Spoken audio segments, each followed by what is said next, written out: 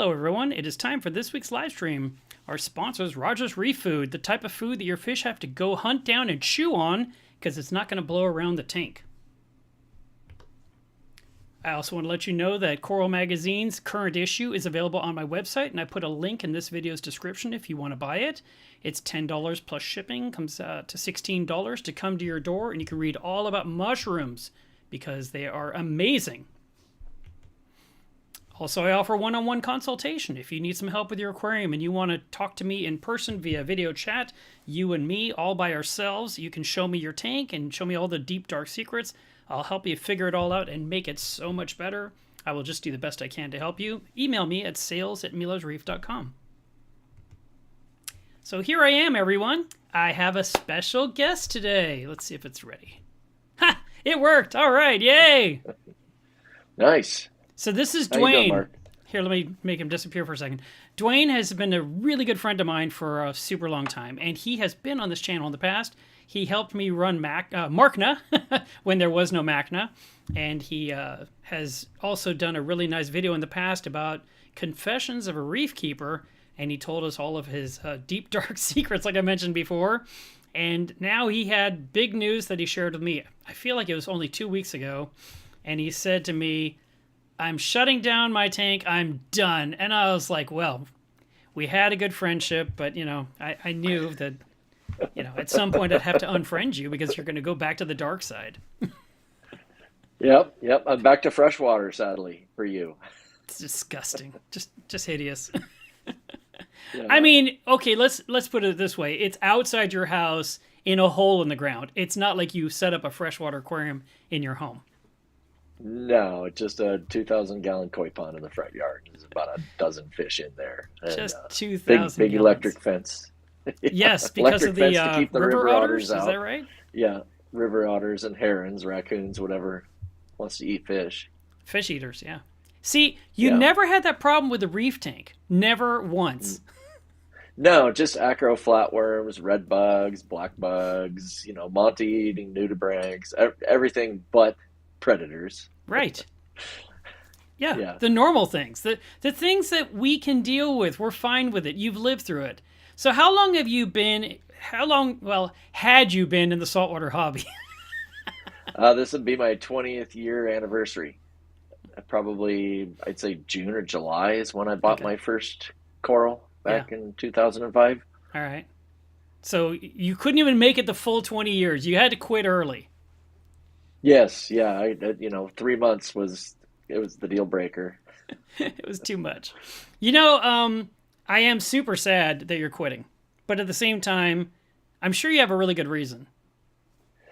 Yeah, well, 3 years ago, playing airsoft, and I had my knee injury. I had a complex tear in my meniscus and limped around for about 5 or 6 months before they finally did a surgery on it. And my knee's never been the same.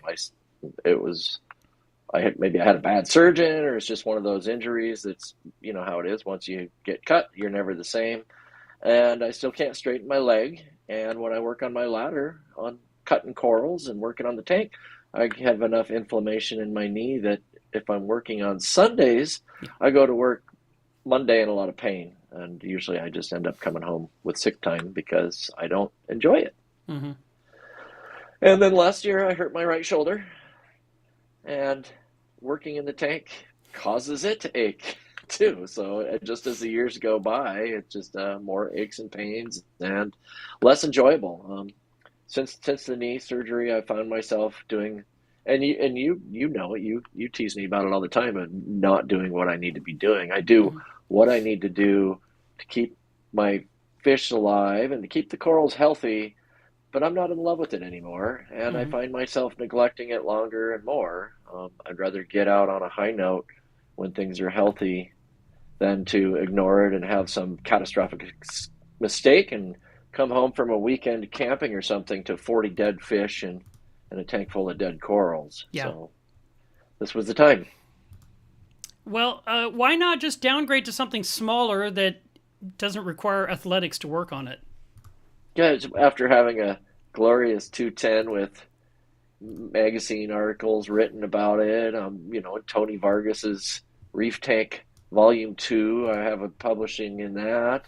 you can't go to a 14-gallon BioCube Okay. after having a big 6-foot tank in the wall for 20 years.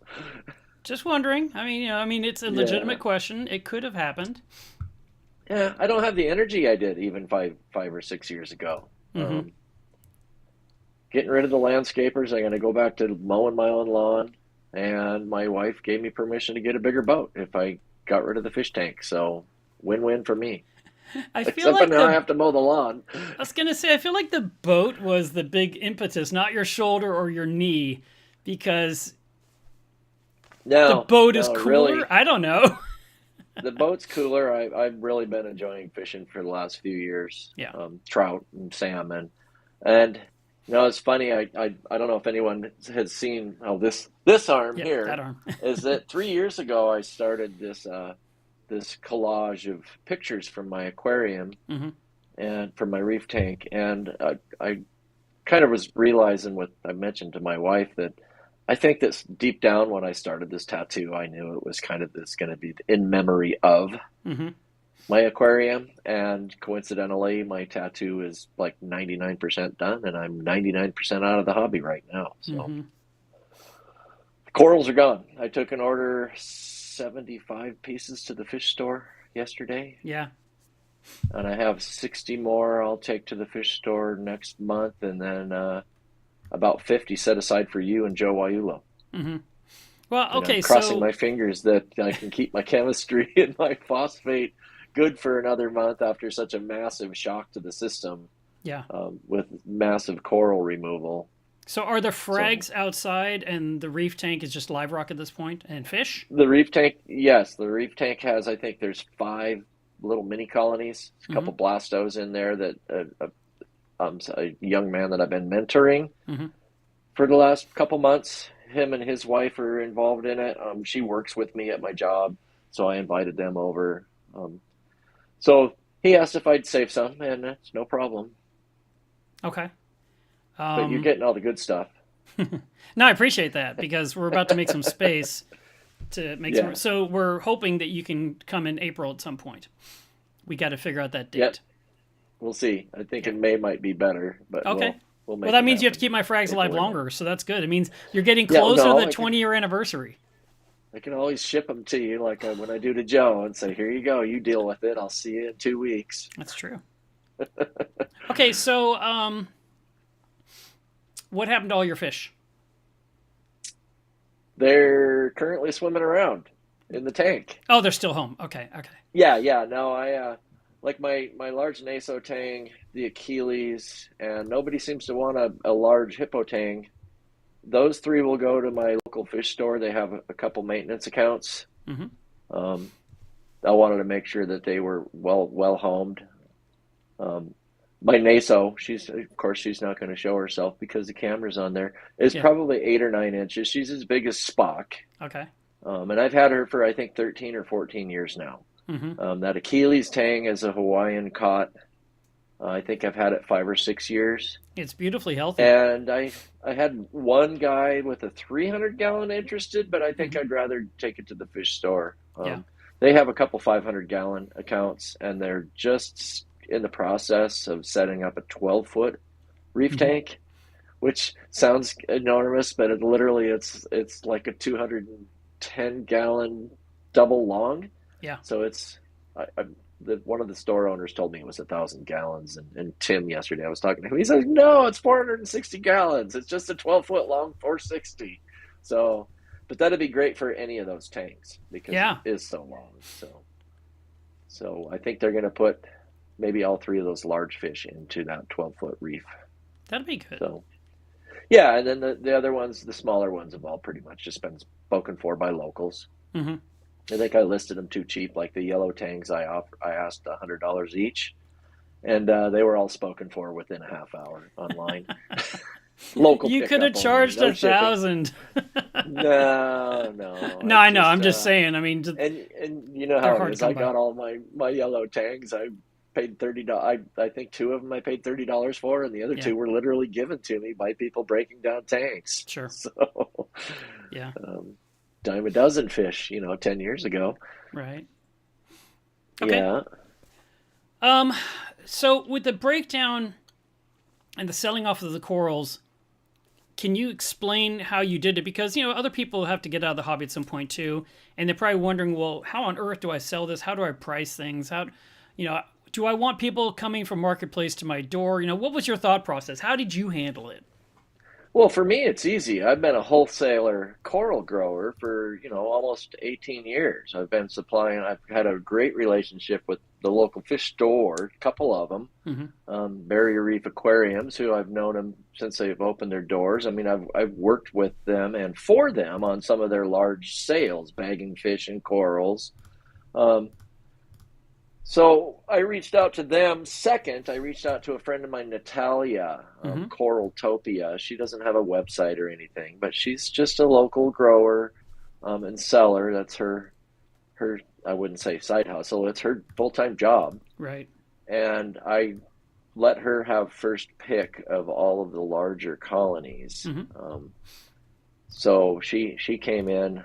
Um, she told me she wasn't going to be ready until April, and then she changed her mind and came a week later, Yeah. and took quite a few corals. A lot Right. of these colonies that you can see in this picture, um, but really what she took in 4 buckets, about $1,500 worth. I think she gave me was 1,500.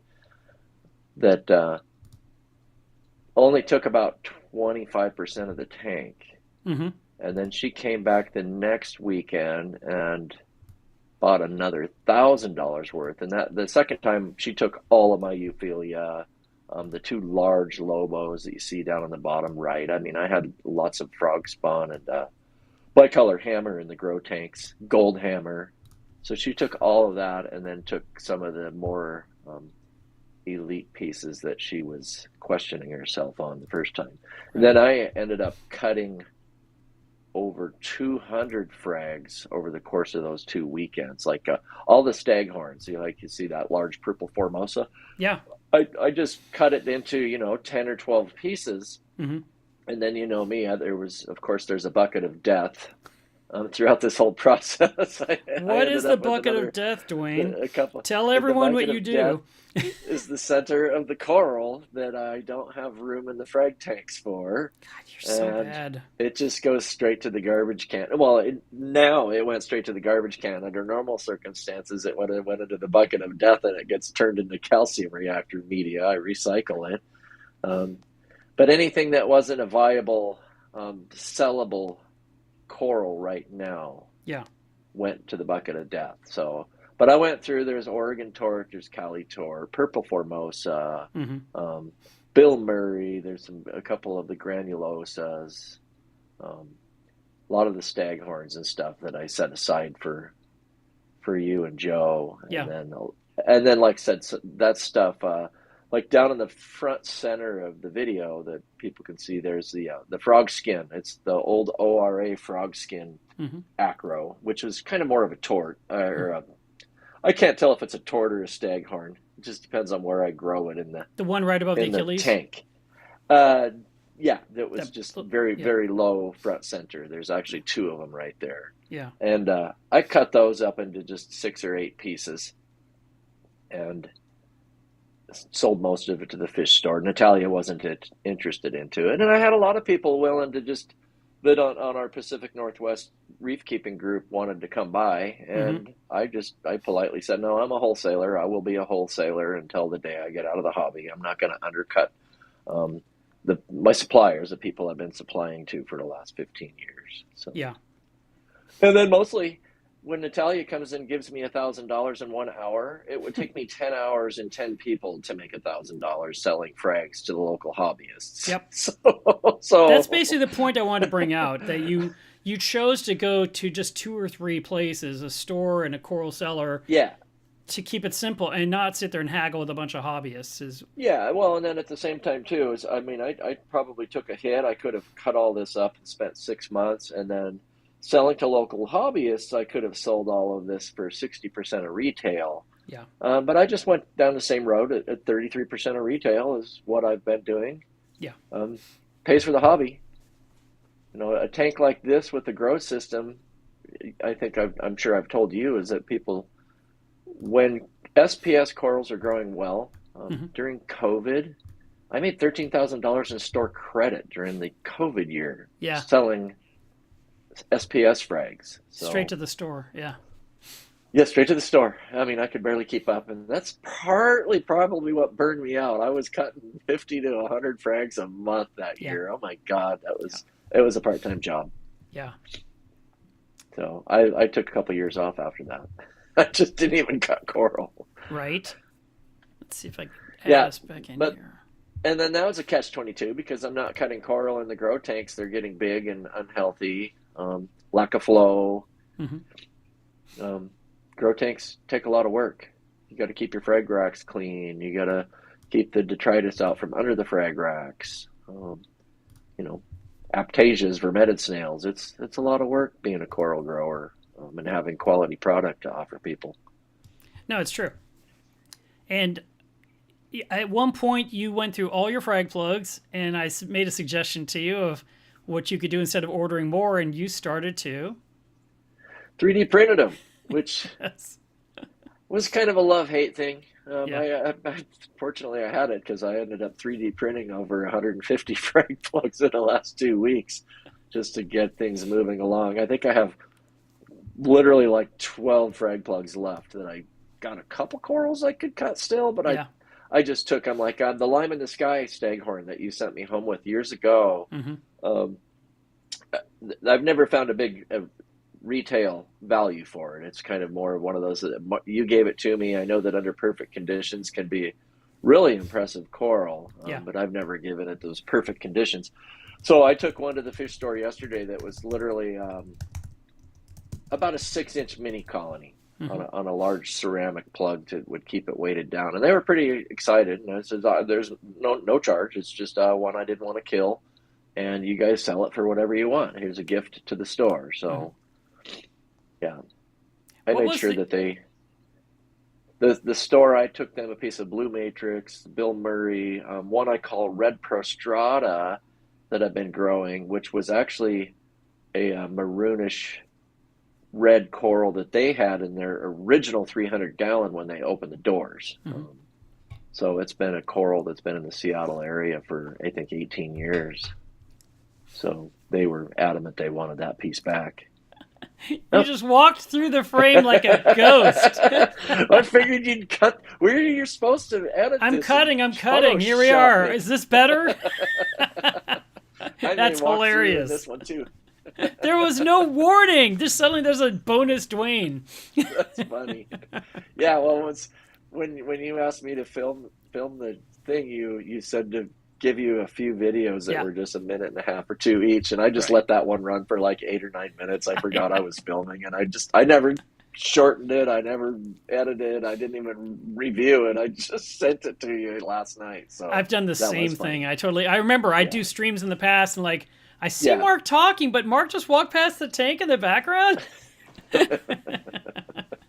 It happens. yeah, Okay, so tell us yeah. about the So. tank that you're breaking down. How old is it? What size is it in inches? Well, it's a 210-gallon Aquarium tank, or AGA, Wow. depending on how old it is. I Okay. bought it used from a friend about 10 years ago. Um, and it's 72 inches long, or 6 feet.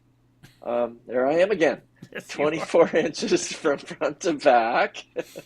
And then it's 29 inches tall, Okay. um, which is about armpit length. That's why even right now, I'm wearing a tank top or sleeveless shirt because I hate having wet sleeves on my Oh my God, t-shirts. you can wear normal shirts again because you're done with the hobby. You'll Yep, never have a yep. wet sleeve again. Maybe, maybe. So I have two pairs of clowns that nobody has really Ask for. claimed, Yeah. um, and they're established large clowns. The ones I think they're a pair of black ocellaris in the display tank, and then Yeah. the other I forget are like almost a lightning variant. Hmm. And my wife was saying, "Oh my God, the poor clowns. Well, if no one takes them, then we'll have to set up a 14-gallon over in the corner." And she'd already had it picked out. I says, "Someone will take them. I'm not setting up a cube for a Yeah. pair of clowns." Yeah. So I have no intention of having a saltwater tank at this point. So, I noticed all your but at fish the are same really time, thick and healthy. So how were you feeding them all this time? What was your process?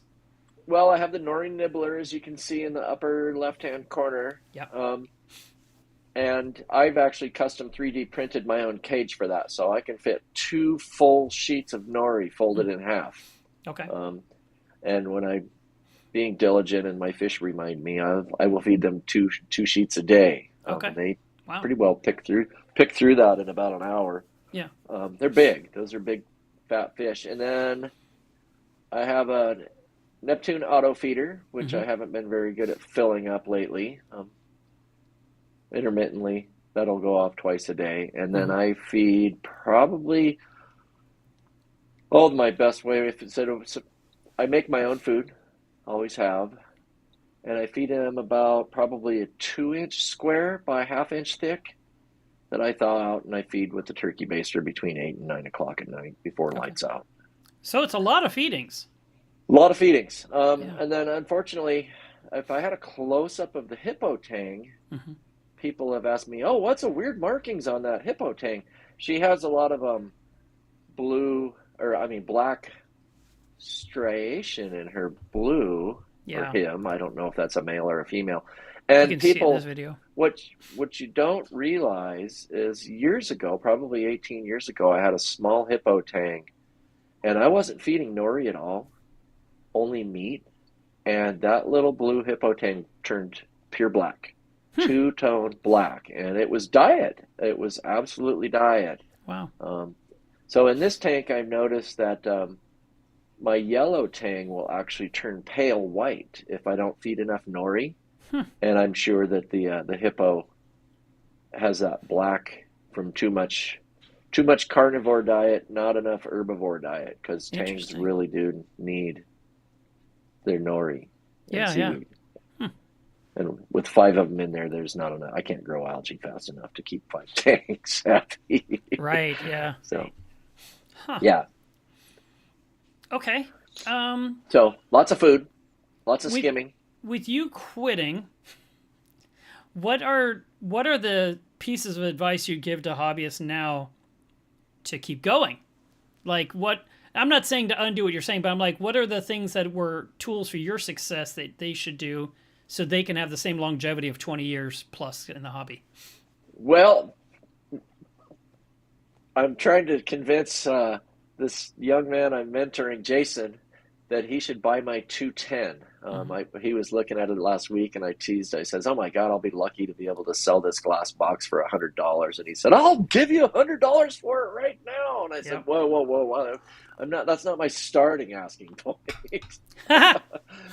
so, I teased. I texted him, and I said, I would sell you the 210-gallon tank and the 150-gallon sump, both glass, both custom, for $400. Yeah.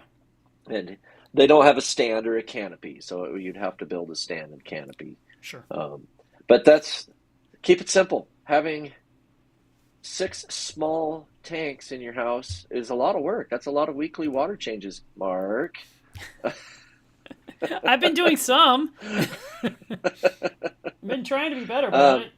But yeah, I have a very elaborate Neptune Apex system with flow monitoring and lots of email alarms, which are all fail safes that Mm-hmm. protect me from doing something stupid when I forget to turn my calcium reactor back on. Yeah. I get a notification. I get a text message that says, "Hey, dummy, you're trying to kill your tank again." So fail safes like that, and ease of automation. The less chore it is, the longer you're going to do it. Yeah. When you have to get in there 3 times a week and get wet to your armpits and to your elbows, and it's just not fun. It becomes, you don't get to enjoy the tank. I mean, it's fun to Right. tinker on it, but it's not fun to work on it every day. Mm-hmm. I've lost the passion to tinker and the passion to work. Aw. Yeah, Hang on a second here. Let me do this. there I go again. I know I'm switching because I can't take it. I want to start putting up some of the pictures that you gave me. So I got to get creative here. Let's see. Because you did give me some nice photographs. Yeah, So those are all off my cell phone with the orange filter. yeah, it just took me a Well, minute to actually, find them. yellow. I use the yellow filter on my camera because I use a lot of white spectrum, Yeah, more than most nowadays. but that's interesting. So you prefer to look at natural reef and not all the blue? Uh, no, I wouldn't say that. It just because I run the skylight fixtures, and most people would have Radions and the other brands, and we all do the blue up to some sort of daylight spectrum. Mm-hmm. Since I grow SPS and I like to grow SPS quickly, I use the 10K or Yeah. this actually it's the sky growth, and typically when I'm doing a photo shoot, it is near midday. It's a lot wider spectrum. If I tried to do a photo shoot at 6 in the evening, I would have to have the orange and yellow lens to compensate. I get quite a bit of blue just like everyone else. I just don't do that for photo shoots. Yeah. No, that makes sense. So this one right here is your branching Uh, sophastria. Branching Cyphastria, you should have a piece of that. I do. I do. I do. That's good because I Still don't have alive. any more. Mine is all gone. Oh, so sad. Let's see what else I got here. Here's another really pretty one. I do not have enough room on this screen for everything I'm doing. It's, as usual, super annoying. You can hide me. No one wants to look at me and my fishing rods. There you go. So that's Setosa. You look in the middle, it looks kind of more gold. It does. It started grafting itself when it was on the front of the tank before my big reaquascape. Under the blue light, it was actually growing green streaks. Hmm. And it's been the same Setosa since it came into the hobby probably, 15 years ago. It was all popular in the rage. Mm-hmm. I've never done anything to it, so I have no idea why it decided to morph and graft itself with different colors. It's cool when corals do that, but yeah, you're like, well, Yeah, what's causing that? And I mean, because of yeah, the way it's kind of in that one spot, you almost have to wonder if maybe it's a rogue LED diode hitting that one particular location, maybe. possibly. When it was in the front of the tank, it was near a favia, Uh huh. and the favia reached out and touched it quite often. And I almost wonder if one of Okay. the favia tentacles had reached out and touched it. It was a blue green, Yeah. and I'm wondering if it just grabbed some of that green zooxanthellae, and it didn't kill the tissue. It just kind of morphed it and grabbed a Yeah. different strain of zooxanthellae right off of another coral Yeah. during a little war.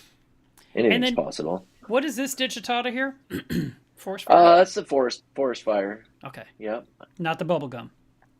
not the bubble gum, which I've seen this look like the bubble gum under certain lighting Yeah. spectrums, and I'm dosing all the amino acids and all the Brightwell phosphates and strontiums, all the different. Um, they're all the same coral. A lot of just variation of the same coral that just grew different in somebody's tank, Yeah. Okay. or it's growing faster, and then the tips would be pink because it's growing so fast they don't have the zooxanthellae that Right. the rest of the coral would have. Okay. Let's see. Got another one for you here. This one. Couple of Lobos. Yeah, yeah. The little one on the left, I won that. Actually, my son won it at a video game contest at one of the summer sales at Barrier Reef Aquariums. There, he Okay. had his run his little heart out on the Nintendo Wii, and it was a $150 gift card, and I think that coral was the full 150. And my son said it was no fair that he did all the work and I got the coral. I ended up having to pay him $75. You paid your son for winning something? Yes, That's he funny. earned it. He's smart enough to go, hey, I think he was 10 or between 10 and 12 years old, Yeah. and he was just like, that's just robbery, Dad. That's just not even fair. So I tried to treat him right. That's hilarious. My Yeah, son won something once. Hang on, let me jump to here. My son one time was at the club meeting and I'm just doing whatever I'm doing at the club meeting and he's probably said give me money for the raffle or something. And he ends yeah, up winning during the raffle and I'm kind of oblivious and he runs over and goes, "Look what I won." Cuz oh yeah, the ticket was drawn, but what we did in our club was like you didn't win a prize. You won the position to choose from the table of what you'd like. Oh, So I said, yeah, nice. go pick something out. So he runs over and goes, look what I got. And he's holding up a bag. And it's this tiny hippo tang. I'm just like, Oh, I don't want a hippo tang. He's like, that's what I won. And so I ended up putting that inside the anemone cube so long ago. Or maybe it was oh, before that even. But yeah, yeah, I do remember we had a tiny little hippo tang. And it swam. Oh, yeah, it was a long time ago. Because it went in my 55 yeah. gallon. And I remember because this crazy fish would swim directly into an acropora between the branches and stay there, like tucked Yeah. in. And He's all so we named him scaredy cat, huh? Tucker because he liked that. And anytime he got Mm, scared, he went straight into that acro and just tucked in between the branches. That was his home. yeah. If I did a water change, he Yeah. was in that acro. He was always in that Yeah, acro. that's really weird. You'd think that hippo tangs are, because my blue hippo is almost a tank bully. More Yeah, the Achilles and the hippo, they kind of battle wits. Everyone else just minds their own business, and yeah, that hippo tang's the first one to wedge itself into the rocks and hide if if anything's out of the ordinary. right. So yeah. So in this picture, that Mhm. last picture, Oh, okay. Hang on. can you go back This one? Hang on. with the lobophilias Yeah, give me a in second. Here the we upper go. right of that one? There we go. That one. Yep. Look at, do you see that turbonaria that with I the do, purple yeah. skin and the green polyps? Mm-hmm. I have a piece of that picked out for my friends Mark and Joe. That'll get shipped off here next month. And that orange lobo, believe it or not, I took as I was babysitting somebody's corals for like 8 months. Yeah. He had a 120. I forget whether he was moving houses or what. And when he came back, I had a single polyp of his large. The thing must have been, it was almost volleyball sized, the Yeah. ball that he had, and I eyeballed it and I found one little tiny polyp I could take off of it, and that's grown in from a single polyp, just Jeez. 5 or 6 years. So you were watching it for him, and it started off as a volleyball, and then you killed it down to one polyp, and now you're regrowing it, No, or no? no, no. I robbed him of a single polyp off of his volleyball sized Okay. colony. All right. So when he got his volleyball sized colony back, and he went, and I said, "Hey, you've been hogging me up real estate. I can't even grow corals, but babysit all your corals. The least Yeah. I can have is a single polyp of your orange lobo." Right. That's the Bill Murray. This tabling acro. Yeah, it's just a nice little table that I don't know where it came from. Okay. Large polyp blastomusa. Mm-hmm. It's a And nice then one. some I small like that ones. one. Yeah, I think they call that one Robin's Nest, Okay. something to that effect. That's still in the tank. Yeah. The Blasto Merletti. That's a nice one. I like those where they're pink and green. I think they're my favorites. Yeah, that's a nice one. I It's sent that one home with my friend Mike. That one was called the Ruby Granulosa. okay. I bought it for I think $60. It seemed like just a year ago, but as big as it is, I have a hard time believing that I bought a frag of that a year ago. Yeah, It is possible. it's done really It well. looks like it's probably a 2-year-old coral though, because that was about 6 inches across. Mm-hmm. I never cut it. I made a single tiny frag of it, and then Natalia took the whole piece when she came in. But you saved me a So piece. no, some of these corals You're like, I no. nope, didn't want to cut that one. That's all right. It's just so pretty. Sometimes it's just best to leave them alone. I hate to cut a coral to get a frag, and then all of a sudden the whole thing's just dying. Yeah. All right. I got another one here for you.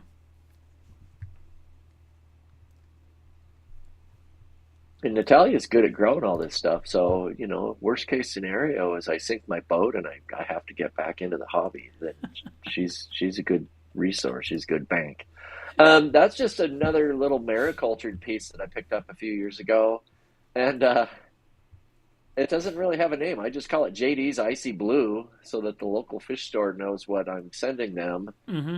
And it's funny, about 3 months ago, one of the owners of the fish store says, "Who's JD? Is that someone you met off Reef to Reef?" And I'm like, "No, it's me, just Dwayne. I'm just Dwayne." Right? So, so they was just shocked. And you know where that comes from, don't you? Just Dwayne? Yes. Weren't you going to call your company that, like just Dwayne's Corals?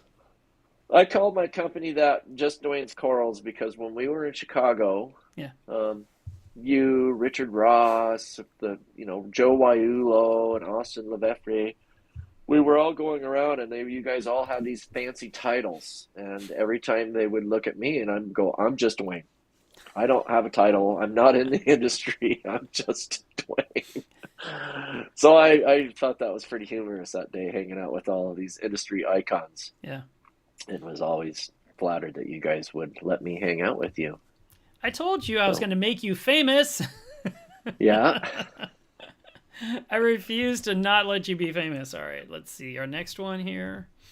How about this one? It's pretty. That is another no-name coral. I never even did get a name for that because I never cut it. I never sold it to the stores. That was just a little piece from Aqua SD Okay. that one of my local fish stores was buying from Aqua SD about 4 or 5 years ago.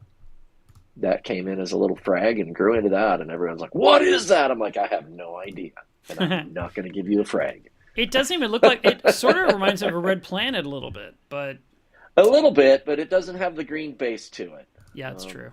Maybe if you had better Yeah. lights.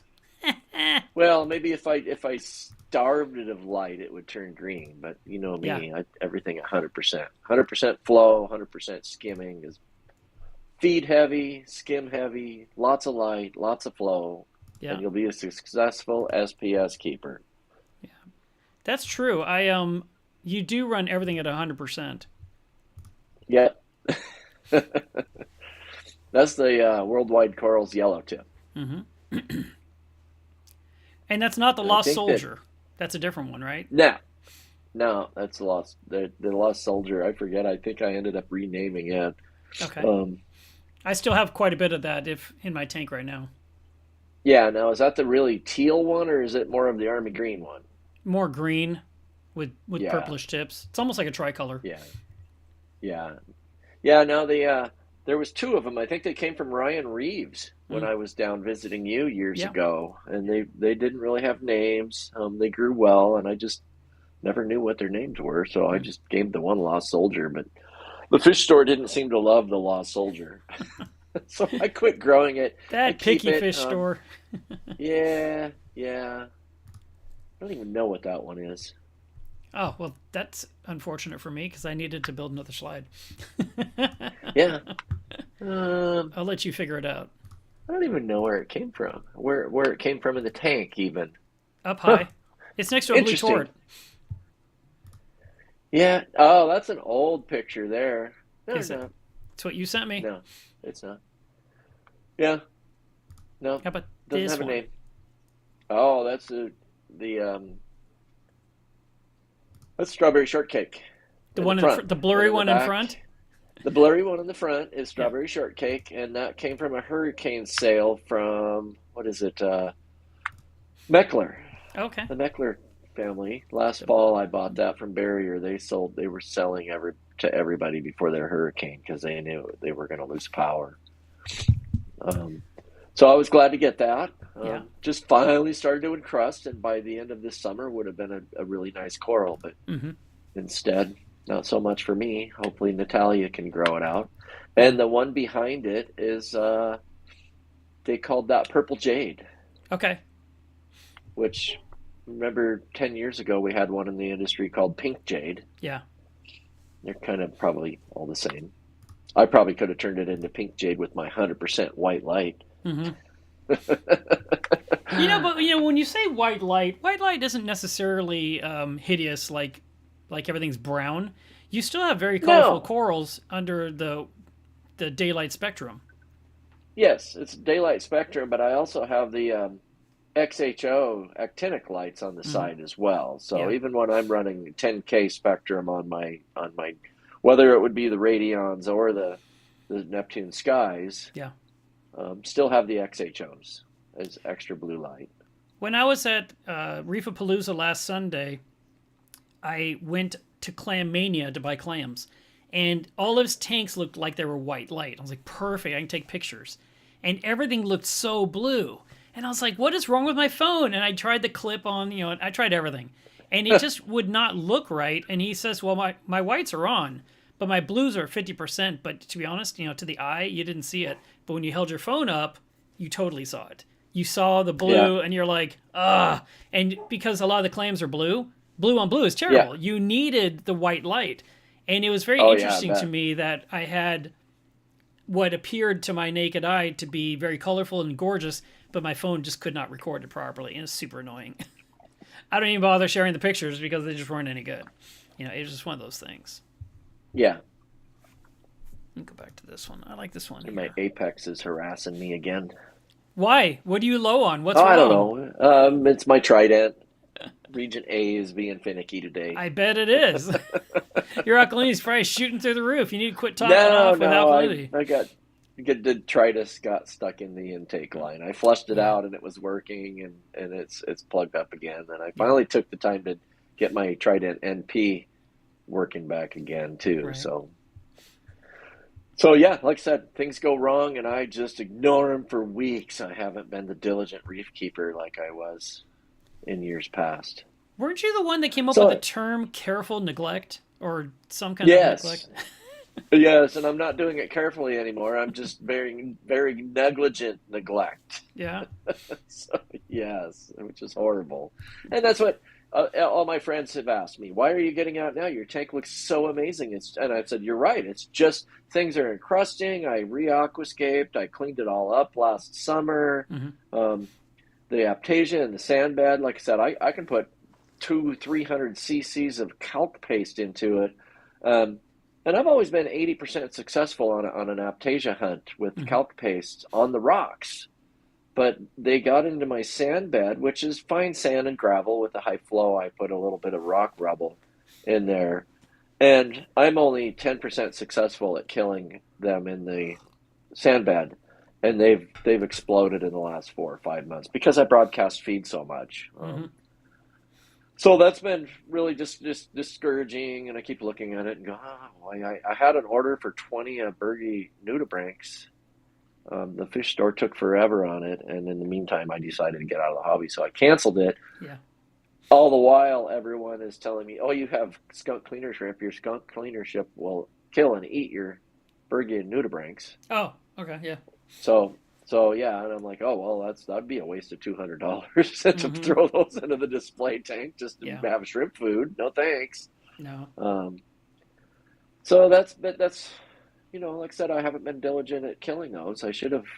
I didn't realize when I re-aquascaped last summer, I should Hmm. have siphoned out the sand bed and started off with just new sand. Yeah. Yeah, because you And took maybe at all your that, rock out and you put it through the yeah, acid I bath. Well, I let's talk about that. Let's did, talk about your acid bath thing because I never yeah. think that I went into that. And I wanted to cover that procedure because I've had people ask me, and I'm like, I don't know. Dwayne did it all in the same day. So, I'm probably going to do that again for the sake of selling my live rock. In the industry nowadays, I think you would agree that most people want to start with synthetic rock, um, especially new reef keepers, and they don't understand that synthetic rock is just takes so long to get the bacteria established, where you're not having dinoflagellates. right. Everything is chemistry balanced. Whereas live rock, you throw it in, and 3 months later, you're growing SPS successfully. Yeah. My live rock has a lot of Aptasia on it right now, and I don't believe that I'm going to be able to sell it even at 75 cents a pound. Hmm. And I have 500 pounds of it. I'd like to not sit it in my backyard for 3 years Yeah. before I finally just take it to the dump and throw it away. So I will do another bleach and acid bath on it next month when the weather's a little warmer. Okay.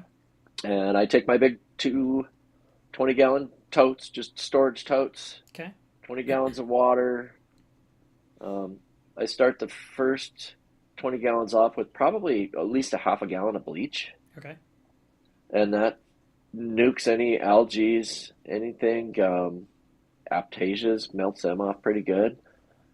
And then I do a quick garden hose rinse on that, and then I throw it into the 20-gallon vat I'll start with a gallon of muriatic acid. When I did it last fall, I didn't have a second gallon of muriatic acid, and by the time I ran 100 pounds of rock through, Hmm. the muriatic acid was starting to become inert and neutralized because it can only do so much work. Right. So the last 60 pounds that I put in didn't kill the vermeted snails, Hmm. just because there wasn't enough melting power, and by Yes. then I was getting tired and in a hurry.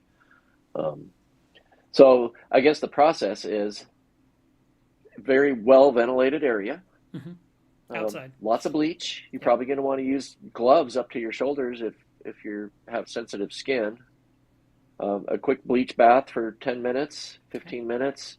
Rinse it off because you don't want to mix bleach and muriatic acid, because then you make chlorine gas, which Mm. is, I mean, even if it is outside, is bad for your lungs. Yeah.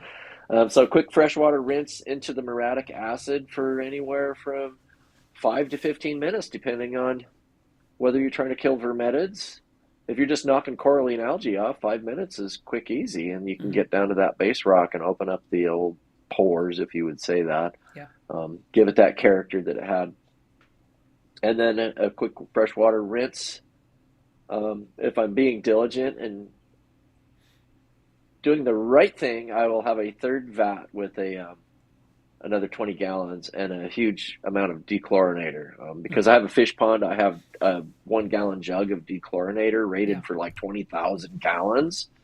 And I literally just glug a cup of it into that 20 gallons, knowing Yeah. that a cup of that is probably worth rated for, 4 or 5,000 gallons of Okay. dechlorinating. Yeah. So in that 20-gallon bin, it works pretty good. And I've been successful in throwing it straight back into the tank and planting corals on it in the same day. You've known that. Yeah. Now It's with a remarkable to me. smaller tank, I think I'd be soaking things way longer. Like the well, dechlorinator, I'd probably put that in there overnight or something. I don't know. yeah, no, well, I can't leave my corals in a cooler overnight when you have Yeah. full colonies. The risk of overheating it from a bad heater or Yeah. lack of flow, or one of them, especially like a green slimer is emitting slime, it'll nuke that whole little tank. It'll kill everything downstream of it if they're Yeah. that pissed off. Yeah. So when I do that, I've always made sure to do it in one day. Hmm. Now, if you had a small tank, a little 50-gallon, I certainly wouldn't strip a 50-gallon out and expect to do that all in one day, because that's your whole bio load. Yeah. You do a third in a day's time, and do it over the course of several weeks, so you can have some sort of balance to your chemistry. Yeah. Let's clarify a little bit of what your system is so they can understand that better. Yes, You have a 210-gallon reef tank, but you have a 450-gallon water volume because you yes, have a huge sump, a refugium, frag tanks. They're all plumbed into the 210, and the sump has a bunch of live rock in it as well, right? yes. So the sump, the return chamber with the skimmer has a rack on it, and I probably have 70 pounds of really dense, ugly base rock Mm-hmm. that it was the less desirable rock. So I threw that under the skimmer. It's been there for 10 years. I think I've taken it Yeah. out once Yeah. and cleaned detritus off it once in 10 years. And then underneath of the LPS grow rack, I have another 150 pounds of rock. Mm-hmm. It didn't start out that way. I picked some up from a friend, and I Yeah. thought, you know what, more rock is better. It's Yeah. more bio load, and I'm sure it's full of sponges. And I know that under the rack I can see some red mushrooms that have escaped, and they're growing underneath down there. Yeah. Wild mushrooms growing. I have no idea what else is underneath of that. A tang lives there. Uh-huh. Yellow The tang, yellow he tank. hides Yeah. under there. Yeah. Yeah, he hides under there, and I hope he's doing his job keeping things clean. Mm-hmm. But yeah, so when I strip down the display tank, 150 to 200 pounds of live rock, I still have 300 pounds of live rock that's still stable. So See, I'm that's not really important to know. shocking the Because whole system. yeah, So because if you're going to work on the, I mean, I'd still be nervous. I mean, I just would be, because number one, yeah, I don't like using bleach on rock ever, and you do. yeah, You know, I mean, I don't mind the muriatic acid because it's acid and it's breaking down stuff and it's fizzling off, and yeah, then I rinse. I don't know. For some reason, I think muriatic acid is less dangerous than bleach to me in my brain. I don't know why. I mean, I know it can sting me and all that kind of stuff, but I yeah, mean, to it the is. water, it's an acid. It's low pH, right? Yeah, it's essentially, it'd be like vinegar dosing. Yeah. Your Yeah. muriatic acid, of course, Exactly. doesn't have the sugars and bacteria that vinegar does, but Right. yeah, it's certainly muriatic acid would become neutral, and Yeah. I mean it would lower your pH, but it would become Yes. neutral and inert pretty Right. darn quick in your reef tank. So the bleach Whereas is why yes, you bleach, dechlorinator. chlorine is pretty dangerous. Yeah. But as a grower, um, I know that muriatic acid doesn't kill all algae. So if I'm cleaning my frag racks and stripping down a frag tank, and I'm getting what the Dick Toyota, the brown sheet algae, Yeah. um, any type of algae. If I'm cleaning power heads and frag racks, I'm using bleach and muriatic acid both, because muriatic acid doesn't do the whole job. I have to use both in order to strip things clean. Yeah. Hmm. So I treat my live rock the same way. Clearly you do. I mean, I like I said, I know you do it. I don't. I've always done Yeah, the acid bath. I'm totally fine with that, and I'm done with that. yeah, I mean, look, I've used bleach to clean filter socks in the past because I wanted them to be white again. But then I yeah, would rinse the crap out of them, and then I put them in a thing of dechlorinator for like an hour or two, just because I was like, and then I'd take it out and I'd smell it, and then I'd leave it in the sun for 24 hours. I'm like, okay, now I trust this sock. That's how cautious I am with bleach. Muriatic acid, I don't know. It's not as dangerous. I use it as a cleaning agent to clean my skimmer, my clean pumps. You and I yeah, both do that. We rapidly clean things rather than waiting hours for vinegar to slowly dissolve stuff. yeah. And while there's risks with using the acid, I've never said, "Oh no, my skimmer touched acid. I've got to rinse it and dechlorinate it." I've never thought that once in my head. I'm like, "No, it's super clean. Let's install it and turn it back on." Yeah, I've always told everyone, I says, I'm not your average reef keeper. I go over through at least 2 gallons of muriatic acid annually on my Yeah, fish tank, which yeah. is not normal for a reef keeper. Back in 2002, I was walking around at Mackinac, my first one, and I was in the. It was after the events were over, like before the reception had started, and I remember hearing people talking about Aptasia, and I was newer in the hobby back then. I was like, yeah, Aptasia. Let's hear what they're saying. And this one guy, for all I know, it was Ben Johnson. I have no idea who it was. Just some tall guy said, "Oh, I inject each Aptasia with muriatic acid," and I was like, psh. I just walked away. I was like, that guy's out of his mind. and here, but later on, and I've never done it.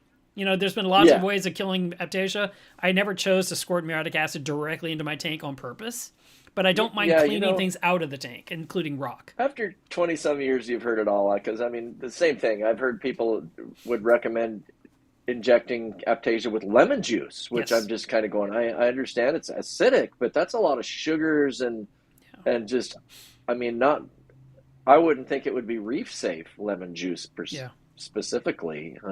I don't even know But if it'd then be again, strong enough. It's lemon juice. I mean, it makes your eyes sting. It doesn't make me think Aptasia will die.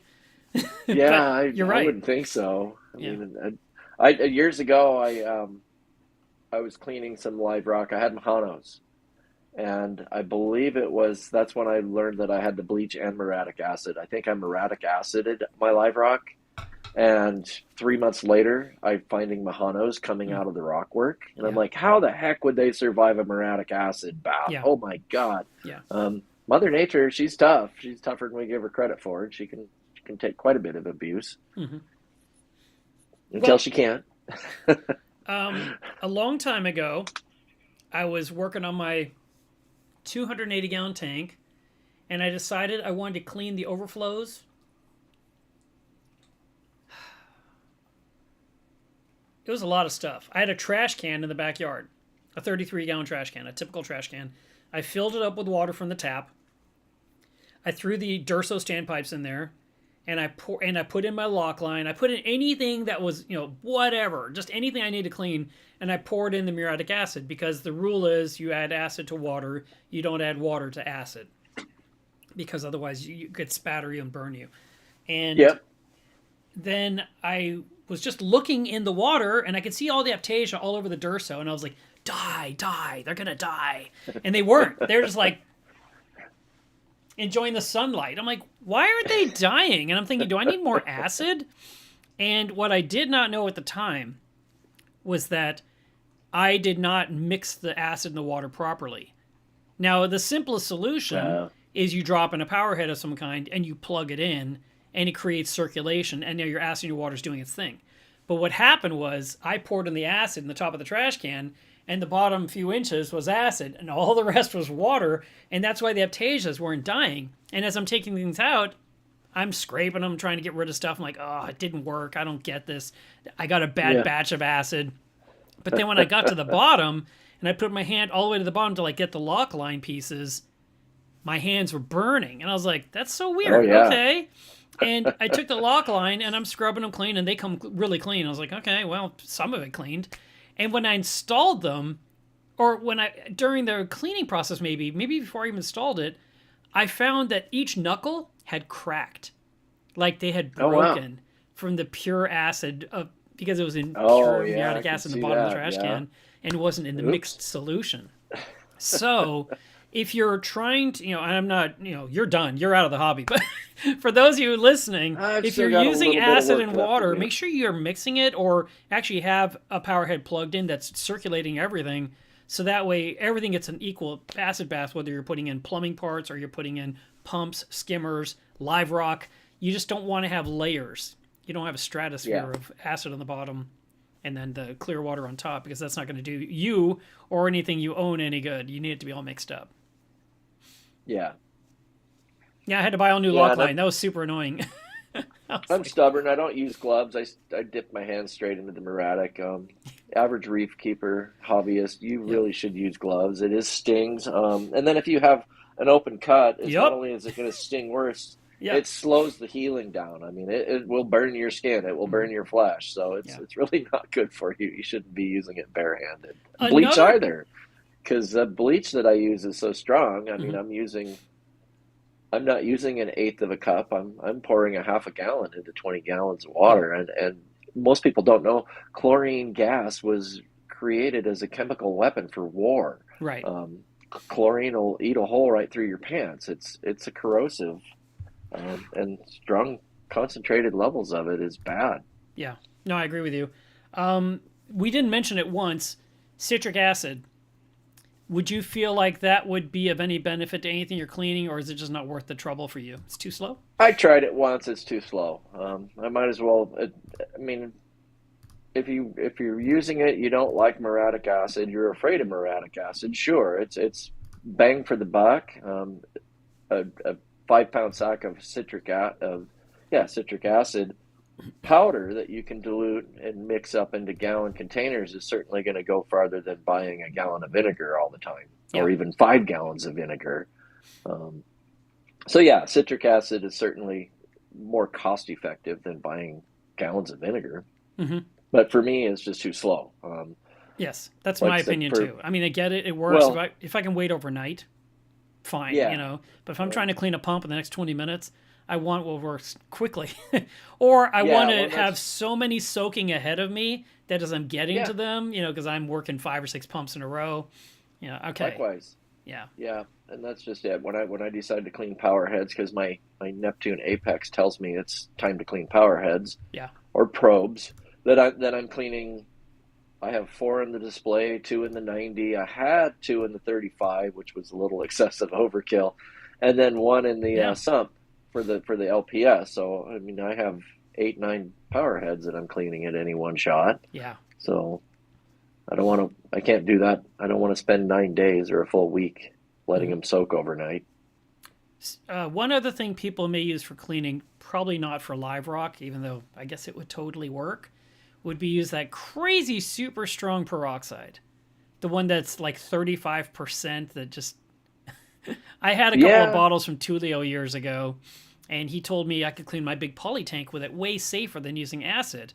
And I was like, what? He goes, you should wear gloves. And I'm like, okay, fine. And when I received the package, there's 3 bottles in there. Each bottle is sealed inside a bag with a knot so that they can't even leak onto the next bottle. And then there was a printout in there, and it adamantly stated huge text, do not get this on your skin. If you do get it on your skin will turn white, like the weird white on chicken. You know what I'm talking about? That white skin? You're like, what is that? And it said, do not call us. If you get it on your skin, you will not die, but it's not good. Don't get it on your skin. And I'm just reading this. I'm like, that's hilarious. Okay. Yeah. So anyway, I did use it in the poly tank, and it did clean the tank. It was amazing. But I'm sure. I had 2 more bottles, and I was like, what do I do with this stuff? So I kept it in the fridge, thinking store it somewhere safe. Just, I don't know. And one day I'm watching TV, and man, I don't remember when this was, but it had to have been more than 4 years ago. I don't know. I just feel like it was longer, but whatever. I did have a dog. I just don't know if it was Jack or the dog before. Kind of think it was Jack. I don't know. Anyway, we're just sitting in the living room watching a movie, and we hear an explosion. Boom. I'm like, what the heck was that? And, the dog jumps up. I jump out of the chair. I go look at the reef tank. I look at the lights. I look at the ballast. I look at the energy bars. I'm like, what kind of thing can explode in my home? I can't think of anything. Yeah. And I go into the kitchen, and I think, well, let me go check the RO system. I'm like, I don't know what can explode. And there was some liquid on the floor on the ceramic tile. And I was just like, oh, that's weird. And my brain immediately thought that must be, when I did ice from the ice maker in the door and I dropped some on the floor and they melted. And of course, the RO system, there was no problem. And, but I'm looking at this liquid, and I'm just like, and I look at my feet because I think I was barefoot, and my skin's turning white. And I'm just like, what is this stuff? This is weird. And I still can't put 2 and 2 together. I just can't figure it out. And then I open the door of the refrigerator because I'm trying to figure out the source of this liquid. Because now that I'm down on my hands and knees, there's quite a bit of it. There's way more than a few ice cubes, that have melted on the floor. And it's in the grout lines, and I'm just like, but it's not doing anything. It's not doing like peroxide does, where it's boiling or anything. It just was just liquid. Like, I actually thought the compressor under the refrigerator had exploded and squirted out compressor oil. I mean, my brain was like, I can't comprehend what this is. But, I pull off the grate. I'm trying to use a flashlight to look under the fridge. I'm trying to make sense of this. And finally, I open the door, and then I see this exploded bottle of peroxide that had exploded. I mean, and again, I'm watching a movie. Not shaken, not stirred. I mean, it's like my nitroglycerin went off in the fridge, and I don't even know why. I mean, I do recall that the bottles looked more swollen, and I didn't really give it a lot of thought, like, other than that stuff is so potent it's melting its own bottle. But it never occurred to me maybe loosen the cap on them because they're a little swollen. Oh, really? So they had become grenades, basically. So the second bottle that didn't explode went into the trash can very carefully with me wearing gloves. And then I had to figure out how to get this off the floor without, melting my hands off. And and the funny thing is that my tile didn't look any better. It didn't look cleaner. I didn't have like super white grout lines like you'd think you'd have. Yeah, you would have thought it would have cleaned your grout lines for sure. No, all the grout still looked the same. I was like, well, that was a bummer. Maybe because it was refrigerated, it's inactive. I don't know. Or maybe when it explodes, it loses its peroxide magic. I don't know. But, so that was my personal experience with the very strong 35% peroxide versus the Home Depot, or I'm sorry, the Walgreens CVS. Right. That's like 3% peroxide. It's way weaker. Yeah, the stuff Mom used to put before she would put a Band-Aid to make you look at the bubbles. It's cleaning it. It feels, that's better. It's boiling off the bad bacteria. Yeah. So I don't know that I put live rock in that. You might just finish off the rock and I don't know. It might clean the crap out of it. Might bleach it like it didn't do your grout. Yeah. So all right. Okay. So back to what you talked about you did a certain segment of rock. Would you say that it was like 50% of your rock got the baths while the other 50% was in the rest of the filtration? And that's why you felt safe running the tank continuously and using the rock immediately? Absolutely. Yeah, absolutely. That's the only reason why. Okay. And then even when I do a large reset like that, there's still like the base rock that's the foundation of the Reef. It doesn't have aptasia. There's no pests, so I would leave that in. I leave as much as I can in. I don't want to nuke the whole display tank if I don't have to. Okay. So as I'm taking on the left end for the last 10 years, I've had that little balmy. Yeah. And then let's say, for example, there's 7 2 to 3 pound pieces that I'm stacking and sometimes gluing. Yeah. After 37 years of fish tanks, I'm pretty good at stacking and balancing rocks. Yeah. Um, so, for example, on that balmy, if there were 7 rocks, then 2 or 3 never got bleached or anything because Hmm. they just didn't see any daylight. There's no light, Yeah. so they're not getting any algae. No, the vermetid snails are down. They're not Vermetids aren't going to grow and attach where they're not going to get food. Right. So if I don't have to nuke it, I'm not going to nuke it. So you didn't clean every rock in the tank. You were just cleaning the ones that looked troublesome. Yeah, but probably like I said, 85% would get clean. But anything that not, I mean, Okay. the more bacteria you can save, the quicker it's going to rebound Yeah. for sure. Okay. Well, Um, that's the thing because I would never do yeah, what you did, and and thankfully, when you've come help with my tank, we've never done that. I mean, I know we had what's some stuff out of really the frag tank we crazy? bleached, but Yeah, my reef, you always said leave the rockscape alone. It's perfect. I love it. Don't change a thing, and we would just yeah. rebuild on what existed. And what's really crazy is that when I do a big reset like this, because there's like you've said, there's the 210, everything it feeds into the 110, 150 gallon sump, and then there's a separate return pump that feeds a 90 grow tank and the Mm. 35-gallon grow tank. And every one of those lit coral growing tanks is its own ecosystem. So even after resetting the 210, Hmm. the chemistry balance isn't perfect.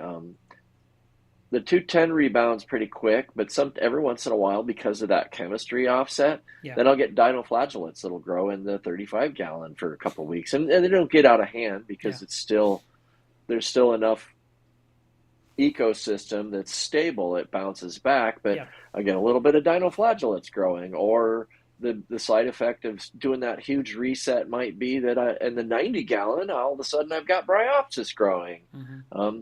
because the corals get pissed off from being moved and Yeah. manhandled, and then potentially typically cut because I can't necessarily remount a volleyball size Yeah. colony where I want. So if I have to cut them down and then make frags out of it, the established larger pieces still not growing, so they're not uptaking phosphate and alkalinity. So everything is out of balance on a system like that. But Yeah. fortunately, with 450 gallons, it's like, that's the old analogy. It's like steering a ship. Yeah. Things happen more slowly. It's not like a little speedboat where it's cornering. The chemistry, it's offset, but it's easier to correct Yeah. because it doesn't swing quite so hard. Yeah. No, that all makes sense. That's Yeah, the we're gonna nuke chemistry. yours. You're gonna have your hands full. What? I'm teasing. So, anybody watching, I've I've come down to your house twice now. I think we Yeah. did it in 2017 when we took out the huge Monty cap on Yeah. the top of the tank. When the shadow caster was the big 3 foot Yeah. um, coral. And every time we get down to the base of yours, I go, "Your aquascape is perfect. Hmm. We can't make it better. Right. We're gonna screw something up if we try to make it better." And then we did that again. I think it was 2 years ago or 3 years ago. About three. Yeah. And then at the same time, it's like, I don't want to mess with your aquascape because I don't want to disrupt the ecosystem on that massive scale. But I think you have so many anemones that we're going to have to do something with a majority of your rock work, um, Well, I mean, or at obviously, least part of it. I could start plucking things out now, and then by the time you get here, you're like, there's nothing for me to do, Mark. It's easy. Because, Perfect. I mean, like, for example, I had two really big Duncan colonies, and they're gone because they're just covered in anemones. I can reach in and remove Yeah. the colony with all the anemones in one lift. And Yeah. fortunately, my anemones peel off really easily. They're not difficult ones. They're not like bubble tips where those Yeah. things put their foot in the crevice and you can't get them off. These, you get one fingernail, you look bloop, bloop, and psh, I know, but the last time we did it, it's a big tank. I it mean, your is. your tank is huge. It's something that I wouldn't try to do by myself, and I don't blame you for not working on it more. Yeah. But the last time we did it, we just started running out of steam, and we're like, oh well, we'll just get those last 3 anemones later. Mark, Right. you're gonna have to do them next week, and then you get busy with your live stream and turning out orders and fabricating acrylic, and then those 3 anemones never get removed. and they start multiplying. I know. So I'm thinking we need to set your tank on fire this time. You thought I wasn't listening. I heard that. Scorched earth. I'm trying to download some pictures I took of the tank last night and today to see if there's Yeah. anything worth sharing with y'all. Just to proof of life, you know. All right, let's just hit import. Give it a second here, and it's re-downloading the Eclipse pictures I already downloaded. Stupid computer. All right, Yeah. well, whatever. In a Need to minute, get we'll your have frag a tank couple of working. photos of my tank, and you guys can see what it looks like. It's not horrible. It's just not what I want it to be, and I'm not happy with it. And you know, it needs to be attacked, and it's so much easier to attack when Dwayne's with me. So Yeah. before you're completely out of the hobby, I need to get you over here. Because after that, every time I call you, you're going to be on this boat. Every Yeah. time. It'll be, I'm No, on the only boat, Fridays. Mark. I'm Only fishing. on Leave me Fridays. alone. Fridays and Saturdays. So in the last 20 years, the room I'm sitting in here behind me. Yeah. Let's see if we can see my thumb. Hang on, Wrong wait. I can do Anyhow. something here. I can make you... Back here. I'll just let you do that. Besides, so this is a quarter of my garage. So back in 2006, I walled this off real temporarily. And behind me, I had some recycled base cabinets from a remodel that I was doing and put a countertop. Lots of electrical outlets. I think I can see, 10 or 12 outlets available because I turned this little room into a grow operation and I was going to make a fortune growing and selling corals because it's so fast and easy. And what I did find was that having a whole separate system was difficult. I see the gym. Everything to this side of me here and I think I had two 40-gallon breeders and a 65-gallon all daisy chained in here. It had its own water filtration system, skimmer, halide lights, and it worked well. But it was not the display tank, and it was this whole separate ecosystem that I had to balance. So ultimately, I got rid of that and put the addition on the back of the house that is now the grow room and simplified it in one simple system, one water change, one skimmer, one calcium reactor. Having multiple tanks is a pain in the butt. Oh, it totally and it's is. a lot of extra work. I'm very aware of that at this point. I'm like, ugh. Well, I know you are because you've struggled with having a viable frag tank. Yeah. In your tank room in there. And it just gets out of hand. I mean, one aptasia before you know it is all of a sudden a tank full of aptasia. Yeah.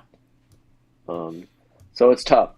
And then I've had a 30-gallon softy tank that I kept in my office. I had a 30-gallon SPS tank that I've kept in the office. A 65-gallon SPS tank in the office. And for me, like I said, you asked me what was my success for 20 years of longevity is one tank, one system. Yeah. It's not one tank, one system. But also being an SPS grower has helped too, because having that 450-gallon system here in Washington, I don't get cheap electricity like you, Mark. It's less expensive than a lot of the country. Yeah. But my Reef tank system cost me $100 a month just in electricity alone. Mm-hmm. So I'm actually curious. I've had a Reef tank since before we moved into this house. Yeah. I'm curious to see what my electric bill is going to be without it. So, yeah, it should be fascinating, actually. And this is a perfect time because once you unplug every last thing, you'll know. Yeah. You know, in 30 days, you'll know. We'll see. Yeah. Okay, so I got this picture that I'm hating, but I'm just going to go ahead and let it be. Does it have a close-up of all of your wild anemones? Well, it's a pretty good shot of everybody, so I don't know. I don't know about close-up. You know me. I get to tease you more than anyone else. I know. It's all right. So that is done. Let me find where this picture went to. I'll stick it on the screen here. You guys can see the ridiculousness. All right, here we go. We'll just throw it on top of us here. So that's my tank right now. And I mean, it's got some corals. It's got some fish, but it's got a lot of Yes. anemones, and they're everywhere in that tank. I mean, they're the ones that are about 3 inches in diameter, and they just need to be peeled off and removed, and dead stuff cut out. And there's a giant, like you talked about the acro being 3 feet, and now it's a bird's nest that's 3 feet that's across the top. Yeah, You know, I know, and it's funny that bird's nest. I saw the picture you posted. It was 3 weeks ago, yeah, 6 weeks ago. You posted it, and I was like, "Oh my God, when are we going to learn?" You and I have been doing this hobby for 20 plus years, and every time we re-aquascape your tank or replant it with new corals, yeah, a year later, I go, "What were we thinking? We're supposed to be smarter than this. We should. When are we going to learn these lessons to put just a crazy fast-growing bird's nest on top where it's yeah, going to overtake everything yeah, else?" I don't get it. So yeah. Because hopefully we'll be smarter. at one point, let me find. I've got some pictures here. I have this one picture I've shared a lot, and I like it a lot. Let me find it here really quick. This one here is a good example of what my tank looked like, and this photo was taken in 2023 in March. It was actually taken 2 years ago, and this is what the top of my Perfect. reef looked like. And you Oh can yeah, see some bird's nest in there. yep, But we had multiple acros there too. But this bird's nest is what's all over the top of my tank at this point, and all those acros are essentially gone. It's just like, yeah, or they're chunky chunks along the edges of the perimeter of the bird's nest. But I yeah, really appreciated all those colors. I really loved what I had then. And then if you leave a tank unattended for too long, you end up with monoculture. You end up with 1 or 2 or 3 colonies instead of 60 or 70 really cool pieces. Look at your tank. You just took out almost everything. You said you're down to rock. How many yeah. different species of coral do you think you pulled out? 30, 40? And overall, between the SPS and LPS, probably 100 different species. Yeah, and I bet my I've tank typically, might have 30 tops. yeah, and I could look at it when things were growing well, probably down to 50 species of SPS, Yeah, because they start getting big, and yeah, like you said, they overtaking and overshadowing. Um, and when I re-aquascaped last summer, just removing like the green slimer, which was literally 24 inches front. It could barely get the mag float to the yeah, glass on the front and back. yeah, So it was 20 inches wide minimum. And then 18 inches across, it was growing up over the top of everything underneath it. yeah, Um, and the same thing, the top 6 inches was alive, and the bottom 8 inches was all just dead base coral at that point. yeah, And a lot of my corals were that way. So cleaned it all up, just made small mini colonies, and even my wife was going, "Wow, it looks so much better." And I'm like, "But it looks so bare and yeah, empty." yeah, Um, but for the photography standpoint and health wise, having those smaller corals, and when I say smaller, for me, they're I'm looking at fist size corals, mini yeah. colonies. I'm not starting with frags after a Right. big reset like that. And the tank looks barren to me because they're only fist-sized corals that are Yeah, 3 inches, and they're not 10 and 12. yeah. And you can see the rock, and you don't want to Yeah, see and the you can rock. see You want it to be rock, all and I'm not covered. used Yeah, to seeing rock. yeah, Yeah, yeah, that's.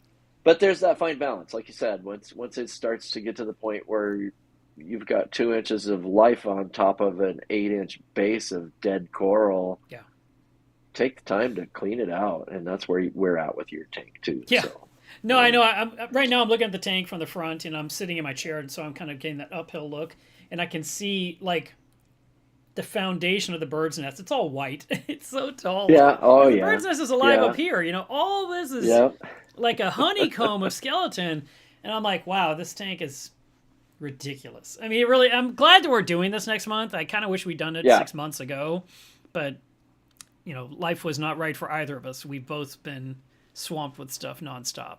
Yeah, when I did my reset last summer, I think I ended up with 2 or 3 5-gallon buckets of death, Yeah. and a lot of it was actual just that base that we're Yeah. talking about. It was Yeah. just a dead coral. There was no life. It wasn't that I was Right. having to pick and choose what I was going to recycle and save. Yeah. I ended up cleaning it all into a 20-gallon tote, bleached it really good. It Hmm. took a couple months to turn it back into calcium reactor media, Hmm. and all said and done, I think that I had probably 65 pounds of skeleton. Mm-hmm. I just go, wow, this is a several year supply of Yeah. calcium Yeah, reactor it's a lot. media. Yeah. And at the same time, it was probably 5 years worth of growth. Mm-hmm. So all the water changes and the melted, two little fishies reactor media. So at least I've got some of it back. And Yeah. we'll see. You know how that is. I have a really large calcium reactor, a 20-pound CO2 tank.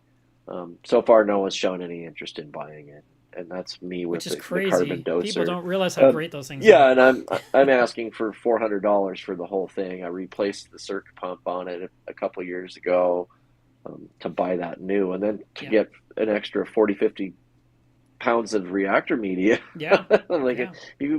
people don't understand. This is a $1,200 or $1,500 setup easily, Exactly. and I'm only asking for. Yeah. But if they're not growing SPS, it seems overwhelming and like Mm-hmm. an overkill. So we'll I see. ran into someone in my direct messages on my Milo's Reef page on Facebook.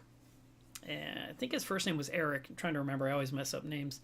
But the thing is, he says, I'm Lunch Bucket. Do you remember Lunch Bucket from the Reef Central days? No, Okay, so he had a doesn't ring a small bell. tank, a small SPS tank, and maybe 40 gallons, maybe smaller. Might have been a 29 for all I know. I don't know. It was something small. Yeah. But I remember he had a calcium reactor next to it in a trough in case it leaked to run this tiny ecosystem. And he's like, yeah, I got a good deal on a calcium reactor. And this was back in the early 2000s. And Yeah. back then, everyone wanted a calcium reactor. Hardly anyone was dosing two-part. I mean, people were using Kalkwasser, or they were buying B-ionic, or they had a calcium reactor. That was the three choices back then. Yeah. And he picks up this calcium reactor that was probably rated for like a 240, 280, whatever. Something way bigger than his cute little dinky. I still think it was like a 40-gallon. And I remember that because it was like this massive science experiment next to his tank. Because it had all these tubes going everywhere in the CO2 tank and the regulator and the bubble counter and all this stuff was happening. And we're just like, whoa. And it actually looked really cool where everyone would hide it under their tank. His was in full sight for his wife to enjoy. And that's how he had his alkaline and calcium added to his tank. Yeah. I've been using one myself since 2004. And I would hate to have to two-part dose my Reef. I couldn't even imagine how frequently I'd be mixing up solution and dealing with dosing pumps and calibrating stuff and finding out that, like you said, you replace the dose head so frequently because they fail or they split or they wear out and they just have to be replaced. Speaking of which, You got some stuff, huh? I'm working on rebuilding my dose heads. I finally found some pinch tube after, I think, 6 months of buying the wrong stuff 4 times. Yep. So I can rebuild the 6 of them that are on the bench back here, and then sell them with my sell doses. them. Actually, I'll sell the doses, and then I will give them a pair of extra heads as backup, and then they can have some of that 50 feet of pinch tubing. Right. And they can rebuild their own from then on. Yeah, they can rebuild them. And you can rebuild the pinch tube time and time again, but the roller wheels on the unit itself will wear out eventually. Yeah. So you'll have to buy new. Yeah. So nothing is forever. No. But I just thought it was coincidentally as funny that I finally found pinch tube, and then a week I got it delivered, and then said, "That's it, I'm out." Well, when we talked about you saying you were going to quit, I think initially you were shooting for August. Yes. And then you made the mistake of telling a couple of people what you were thinking that you told me. Yep. And then I told Natalia. And then the what do they call it? The vultures start circling at the reef. Well, it's like I said, I let Natalia know. And she said she wasn't ready. I think I told you what had happened. She's a coral grower. She does a lot of softies. She got some zoanthid juice in her eye, cutting corals, and in her panic, looking for some eye drops, actually put prescription eardrops into that eye, and almost went blind from it. Had to get major antibiotics. Yeah. So when I called her, she says, "I haven't sold coral in 2 months. I don't have any money." Right. And And I know that deep down, her mind started going, well, if I don't get down to Dwayne's pretty quick, I'll miss out on all the good stuff because Yeah. when he's gonna get out, he's getting out. He's not gonna wait 6 months for me. So she 5 days after I told her this, and she said, I don't have time or money, flipped the coin and said, I'm coming up next Sunday. And I was like, Yeah. whoa, okay, it's happening. I'm not ready, but I wasn't mentally ready because I can do, you know how it is. I could sell coral at any time. I wasn't mentally prepared to do this. Right. But she forced my hand, sped it along, and I'm okay with that. That's Hmm. fine. It's just the sooner that it'll be over, the less painful it'll be. Yeah. Ripping the band-aid off, so to speak, I guess. You So really are. yeah, You're killing me over here. I'm like, ah. I mean, you're gonna be looking at that yeah. dumb hard wall next to your TV with some pictures hanging on it. They better be Reef Actually, pictures. we're gonna. I'm gonna. My wife has been looking at like, what are we gonna do with this 6 foot empty wall? And Yeah. my friend Todd came over and picked up some corals the other day. Um, had a maze coral that I think he had collected from Fiji or Yeah. somewhere. It was something that was important to him, Yeah. and I wanted to make sure that he got that back. I babysat it for him. He broke his 190 down and was tankless for 2 years, so I took a bunch of his corals.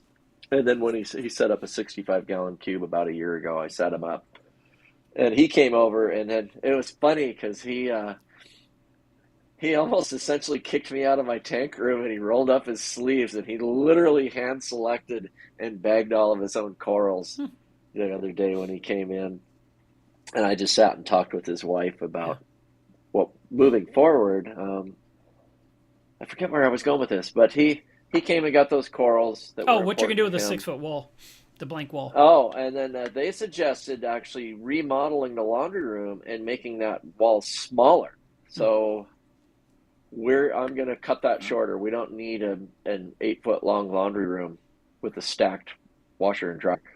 So I'll shrink it down by 2.5 feet, Okay. and then we can potentially put a window in that back wall Hmm. out to the backyard because I'm tearing the fish room is getting torn down. Um, Yeah.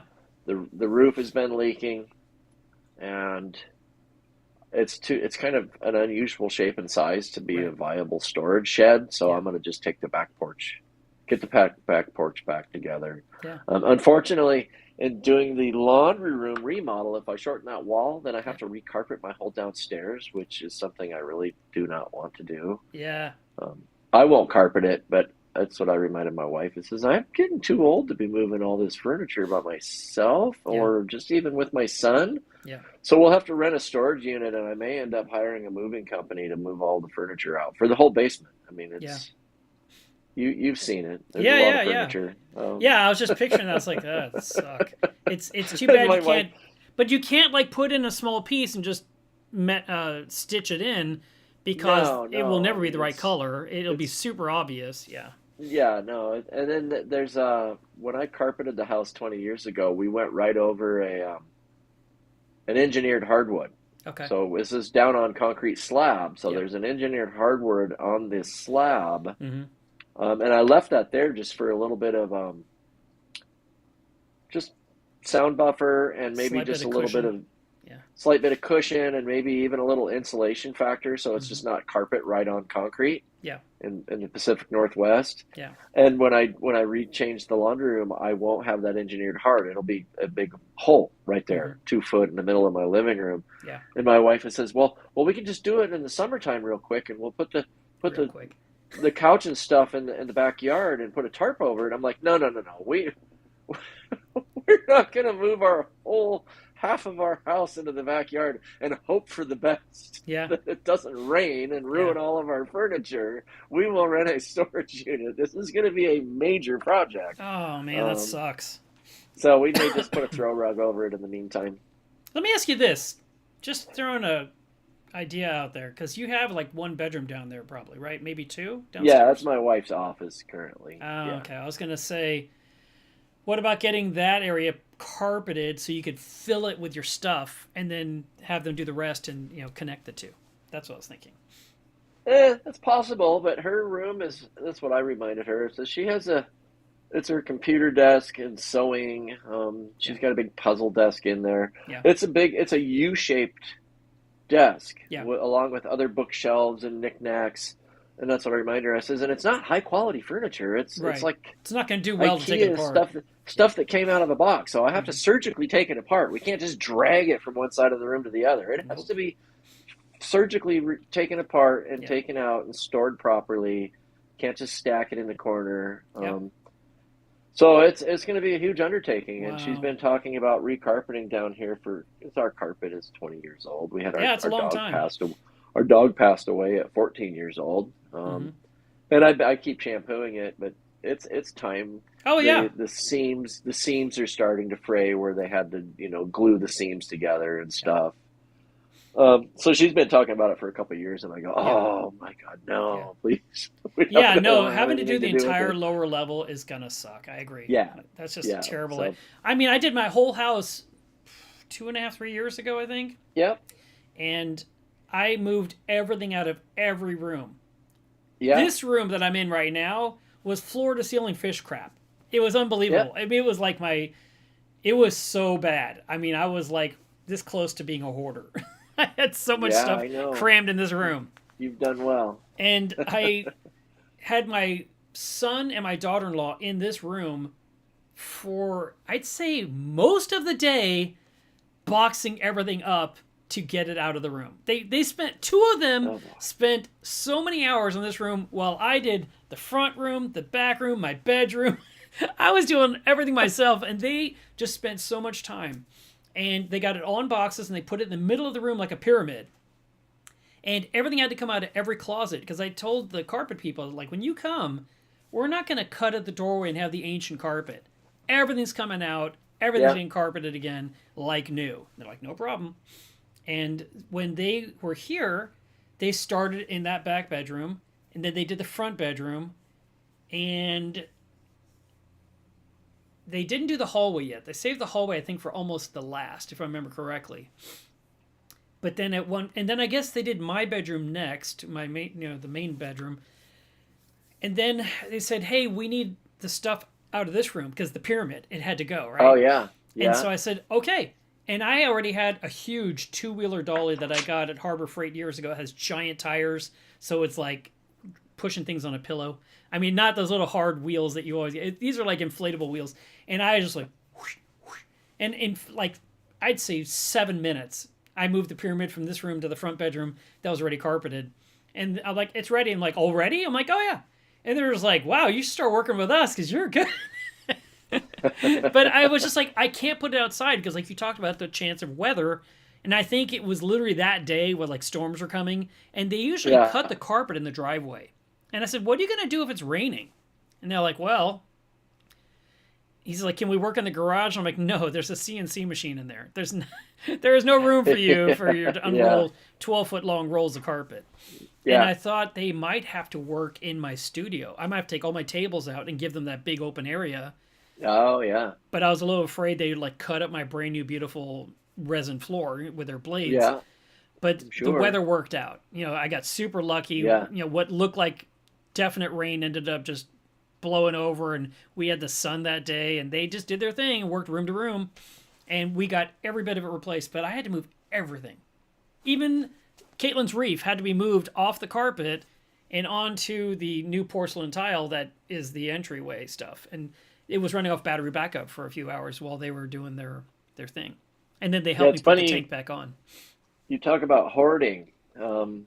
Yes. Before we did the live stream, I was going through the reef tank cabinets, the Yeah. two in the laundry room above the reef tank, and I threw out, oh boy, some seaweed extreme that I know has been in there for 5 or 6 years. I Yeah. had some test kits, Yeah. Salifert test kits for copper and magnesium and stuff that were expired in 2019. Yeah. Then I went into the other cupboard next to it, and I have there's a bristleworm trap in there, Okay. and there's a shrimp trap, and I'm like, I didn't even know I had a bristleworm Yes. trap. I have no idea where this came from. Yeah. There's a fish trap and my knockoff fish acclimation box that I stole from your idea that I just magnet to the side. I'm looking in the garage out here, and I have an old CPR backpack. It was an internal, an aftermarket surface skimmer box for a CPR backpack. That, I mean, when was the last time you saw a CPR backpack in the hobby? I mean, so I'm looking around going, oh my God, I'm going to have storage shelves available all throughout the house and my shed out in the backyard and the garage. Wow, I am a hoarder too. No, I'm really bad. I mean, I know it all has value. It could come in handy one day. And, you know, the worst part is whenever I do get rid of these things, like when I had to work on the deck or I had to work on something else, like this is like, for example, every time I make a peacemaker, the top piece is made of 3/8 acrylic and I cut out a hole that is where you're going to put your fish into the top. Yeah. And I had stacks of that acrylic. Zero use for it. I could not think of a use for it. Not one single time.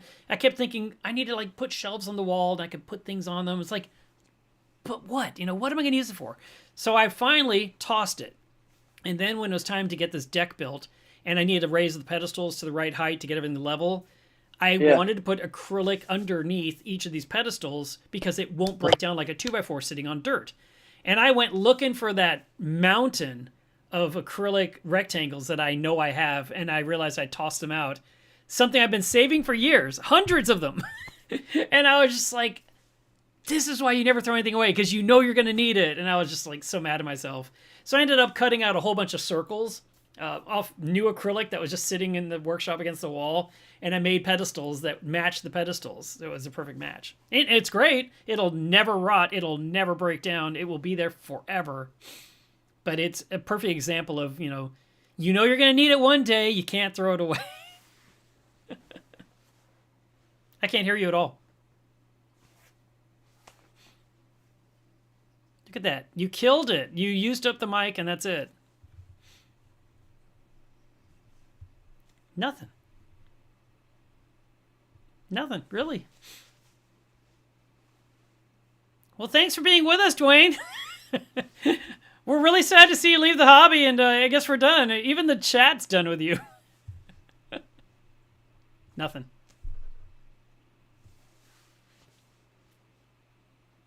You're supposed to fully charge everything before the show. I almost could read your lips. I think he said Mark is the best hobbyist in the world. While he's sorting that out, I want to tell you guys about some upcoming events. March 29th and 30th is going to be next weekend. The North American Reptile Breeders Conference is going to have saltwater and freshwater as well as critters. And then April 26th and 27th will be the Florida Reefapalooza. May 17th and 18th will be the Dallas Aquashella. And then Reef Retreat is June 6th and 7th. 6th, 7th, and 8th. And that is going to take place in Rhode Island. So if you would like to go to any of these events, you've got RAP, Aquashella, Reef Retreat. Reef Retreat will probably be the best example of a MACNA-like environment because it's a bunch of presentations, I believe 12, that will be given. It's not going to be a bunch of vendors. It's going to be speakers and audience. And it's going to be an intimate affair. So if you have not considered it yet, go to reefretreat.org. Check out all the details. But I can tell you, the way I understand it, it's taking place on a college campus. We are going to be sleeping in dorms instead of a hotel. And it's an all-inclusive price tag. I'm sorry I'm not completely up to date on the information because everything keeps changing and sometimes I can't make every single meeting when they get together to discuss. But the general thought is that it's going to be $500 for the event, but that's all inclusive. That is including sleeping, that is including food. The only other expense you're going to have is going to be coming to the event, flying there. But you're not going to have a lot of expenses while you're there, so you can just enjoy yourself. And he's back. Can you hear me now? I do hear you now. Thank Are we on your goodness. phone? I don't know what happened. Yeah, your Just Bluetooth get is like rid of the whole done. thing and start over. Yeah. Yeah, we got to start the whole show over. I'm kidding. Yeah. No, thanks for coming back. So you're just using your phone, right? Yeah. Okay. It's plugged in. I don't know why my earbuds are old. Yeah. They're certainly not brand new earbuds. Yeah. So anyway, I caught everyone up on the stuff coming up. I heard. I might as well tell you guys. Oh yeah, while I didn't tell you anything about and he's gone. I didn't tell you anything about Reefapalooza, so I went last Sunday. I had a really nice time. I went there shopping for clams specifically. There's 2 in the tank behind me, and I did take a picture of them right before the show. So I'll show you. Hang on just 1 second here. By the way, there's something really funny that caught my eye recently. I was inside Lightroom, and Lightroom has an option to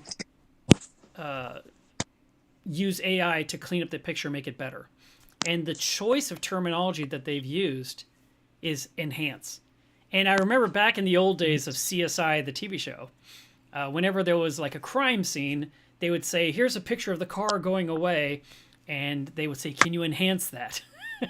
Because they wanted to see the license plate or they wanted to see the fingerprint or whatever it was, like enhance. And now here we are 20 years later. And now, Lightroom has the built-in feature enhance. So I just wanted to tell you guys that. So here, Dwayne is back. He's got audio. Here are my little clams that I just got. And they are inside a tiny peacemaker. The one on the left, they're both Maximas. The one on the left is kind of a rainbow color, even though this is not the best photograph in the world. But it was just a quick iPhone shot, without a filter or anything like that. And then there was a blue Maxima on the right. And I put them on these cradles, and they jumped off of them. They don't even care. But, yeah, they're cute. They're small. I've been putting in phytoplankton daily because I'm worried they're going to starve to death. And so the tank is getting more and more green because I'm putting in all this phytoplankton. It's like, well, pick your battles, Mark. I mean, you can do one thing or you can do another. But I really feel like baby clams need to be fed heavily. I don't believe that our lighting is going to suffice. Yeah, they work off of symbiotic algae. They absorb radiation from the light. They use that to develop sugars that gives them energy. But little clams need a lot of food. They're filter feeders, and they need to feed a lot of food initially. Once they get bigger and they have that much larger mantle, then they can definitely absorb quite a bit of their food consumption just from the water column. So, yeah. So I want to put them on the rockwork. I'm just a little nervous that they're just going to fall straight to the bottom and disappear, and they'll be in a spot I can't even get to them. And then my emerald crab will eat it, or who knows what. So for now, they're just in my little peacemaker box until I feel like they're going to be in a secure spot. I also picked up a few other things while I was at that show. I got some stickers. I got a new t-shirt. It's hilarious, Dwayne. I picked up a new shirt from the Coral View booth. And they said, what size are you? And I said, well, I prefer medium, but I know I'm fat. So large. If I go with a medium, I feel guilty and it makes me want to work on losing weight.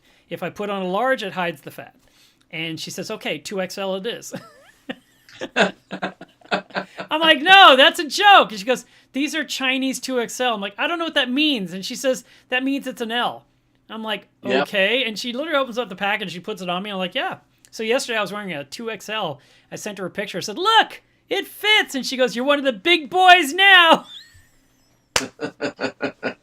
Yeah. I said, I hope I never am. But yeah, so I got that. What else did I come home with? Did I come home with anything cool? I must have told you some of the stuff I got, Dwayne. I'm trying to remember off the top of my head. I got a new drinking cup, one of those stainless steel ones. Oh yeah. And it says on the side of it, I glue live animals to rock, which is kind of funny. And I picked up some Phyto Feast for the clams. I got the clams themselves. I don't know. I didn't come home with a lot. I came home with another t-shirt because I never have enough t-shirts. So I told you about the one, but I got another one that had nothing on it. It's like a naked shirt. And I was like, oh, I could wear that in public and not promote some industry company for once in my life. So that happened. Nice. Yeah, we're having the Tyree Farmers Market is coming back to Seattle on the, I think it's the 12th of April. And okay. That's the day after I come home from California. And I've told everybody, well, not everybody. I've told a few people, Natalia and my local fish store. I'm going to go to that show. Why? Hopefully hang out for a few hours. It's just, I've been in the community for 20 years. I have a lot of people I consider maybe not necessarily friends, because I'm not barbecuing with them and I'm not flying across the country and hanging out with them, but a lot of people that in relationships that I've had for near 20 years with the Seattle area. So it'd be fun to go down and geek out on some coral. See Rudy Batara from Golden Basket. He's always there. And I think Steve Tyree, he usually works the front door for the first few hours, and then he blows out of there. He doesn't hang around all day, but he comes up and makes it happen. So we're lucky to have at least one show in the Pacific Northwest. So I'll go see Joanne and Tammy, Trucker Tammy. They'll probably be there. And this will be your chance to say goodbye to everyone officially. Like, I'm leaving. Goodbye. That's it. That's right. I get to say goodbye, hugs, handshakes, whatever it takes to gracefully leave the hobby. I do like that you said this about an hour ago. I did not miss it. You did say this, and I have it on tape. It's here forever, so I can throw it in your face one day. When you said, if I have to, I'll sink the boat and get another aquarium. Yeah. So there's a chance. So remember back in 2009, I broke the 210 down, sold all the coral, sold the metal halides. I ended up putting T5 fixture over it. I turned it into a planted discus tank. I got out of the hobby because I was self-employed and the housing market crash drove me out of the hobby. I couldn't justify it. Yeah. Here it is this time around. I am getting out of the hobby because I want to get out of the hobby. And I've been thinking of it more and more in the last few years. Yeah. So, like I said, I've had glass boxes in my living room since 1988. This is going to be a huge life change for me. So, I'm going to miss it. Yeah. I mean, so, and I just think it's funny that my wife last night is going, oh, maybe a small one in the corner. Oh, like, of all people, she's the last person I would expect to hear that from. So yeah, no, I agree. I would think that you're going to travel more, or you're going to do things, because now you don't have to worry about the tank. Certainly, the idea is to be doing some more traveling, and then I don't have to log into my Apex twice a day. Yeah. And like I said, I've been bad about it. I had I had float switches for my auto top off. Remember last year I kept my pH probes in the calcium reactor would die. I mean, I went through 3 or 4 of them, and the last one, it literally died within 6 hours of me installing it into the tank. Yeah. And I'm like, what is this? Is insane. I'm going through $40 to $60 pH probes routinely. I think I went through $200, over $200 worth of pH probes, and finally realized that it was my float switches. One of the float switches was still performing. It was doing its job, but it was shorted out and creating some sort of strange voltage, stray voltage, into the PM1 module, and with the breakout box in the Neptune, and it was killing the pH probes that were associated with that PM1 module. Yeah. So I took every float switch out of the system, because I had one in my skimmer, I had a high and a low in my RO bin, I had one in my water makeup bin that would tell the pump when to turn on and off. So I took all 8 of them out of the system, and then I had a used ATK system from Neptune that I got used, and I installed it. And after 3 months, the optical sensors died. So I literally have not had an auto top-off system on my Reef aquarium in 6 or 7 months. And I just log in every day, and I turn the slider on my Neptune Apex on, and I have a defer statement, so it turns off the outlet after 20 minutes. Yeah. But daily, I've been looking at it, and I didn't want to spend the $60 for 2 new options. Yeah, no, I get it. I mean, I mentally checked out from spending money. I haven't been cutting coral, so I don't have this massive surplus of money at the local fish store. And I'm just going, well, if I'm too stubborn just to cut coral and get a $500 store credit to where I could buy all the equipment I ever need, then I shouldn't be in the hobby. Yeah. I'm gonna ignore it until something bad happens, and it's all gonna die, and I don't want my fish to die. Yeah. So instead, get out now before things start imploding. Yeah, because I'm not doing what it takes, and you've known that. You've seen it. You've mentioned it. I've lived it. Well, and you've lived it, but like I said, you have been mentioning to me for the last couple of years that how come you're not working on your tank? You're not doing what you need to be doing. And I'm like, yes, I am. I'm doing barely enough. Leave me alone. Just trying to help you get richer. That's all. Oh, I know. Because I know you're a coral seller. I'm not. So, I'm keenly aware of, your little business. I'm like, well, come on, man. I know. Well, you're also a good enough friend to know that we talk every week. Yeah. And if I'm not doing if I'm telling you I ignored my fish tank again, there's no hiding from that. No. No. And you know what? The thing is, you never grew the reef tank for the business. No. You grew the reef tank for your personal enjoyment, and you built the outside shed for tinkering and fragging and cutting and backup corals and intake of new corals and quarantine corals and growing out corals. I mean, you did everything out there, but the living room, it wasn't like you were like, oh, let me snip off things from here for you. You never did that. That was never your goal. No, people would come over. And that's why I quit having people come over to the house and just wholesale is because a new person would come over to the house and they'd want to cherry pick all of the nice corals that I'd have available, and I would have nothing quality to give to the local fish store. Sure. And then, of course, they were like, what about this one? Like that red one that you showed. Yeah. When we were doing the photo. And I'm like, I've never cut that. I've never made a frag of it. I never named it. There was no need. That's a me coral. Yeah, that was a really pretty one. Let's stick on the screen again. I think it's this picture here. Yeah. Yeah. Yeah. Yeah. And I see an Aptasia in the background, Dwayne. You're a terrible reef keeper. Aptasia. You're a terrible reef keeper. Yeah. One of the many. So yeah, like I said, there was so many Aptasia in the sandbed. I gave up on the rock work as well. It was just like, oh boy, this is so out of control, so out of hand. And I think a lot of reef keepers get to that point too. That you'll have one pest or your bryopsis that's been haunting you for a year or two, and it's a lot of people throw their hands in the air. Yeah. I'm just doing it on a kind of 20 years of being in the hobby and ready to move on. My wife keeps asking me, what she's going to do when I drop dead of a widowmaker heart attack. How's she going to get rid of it? Because it's not just selling the tank; it's remodeling the laundry room too. Yeah. So it's not so she wants you to remodel the bathroom. I mean, the utility room before the widowmaker heart attack. Probably, yeah. And the new carpet too, right? Yeah. And get rid of that shed outside. Wow. Yeah. Okay. No, it's part of a reality. I had a friend who has actually been one of the prominent growers in the Seattle area. Yeah.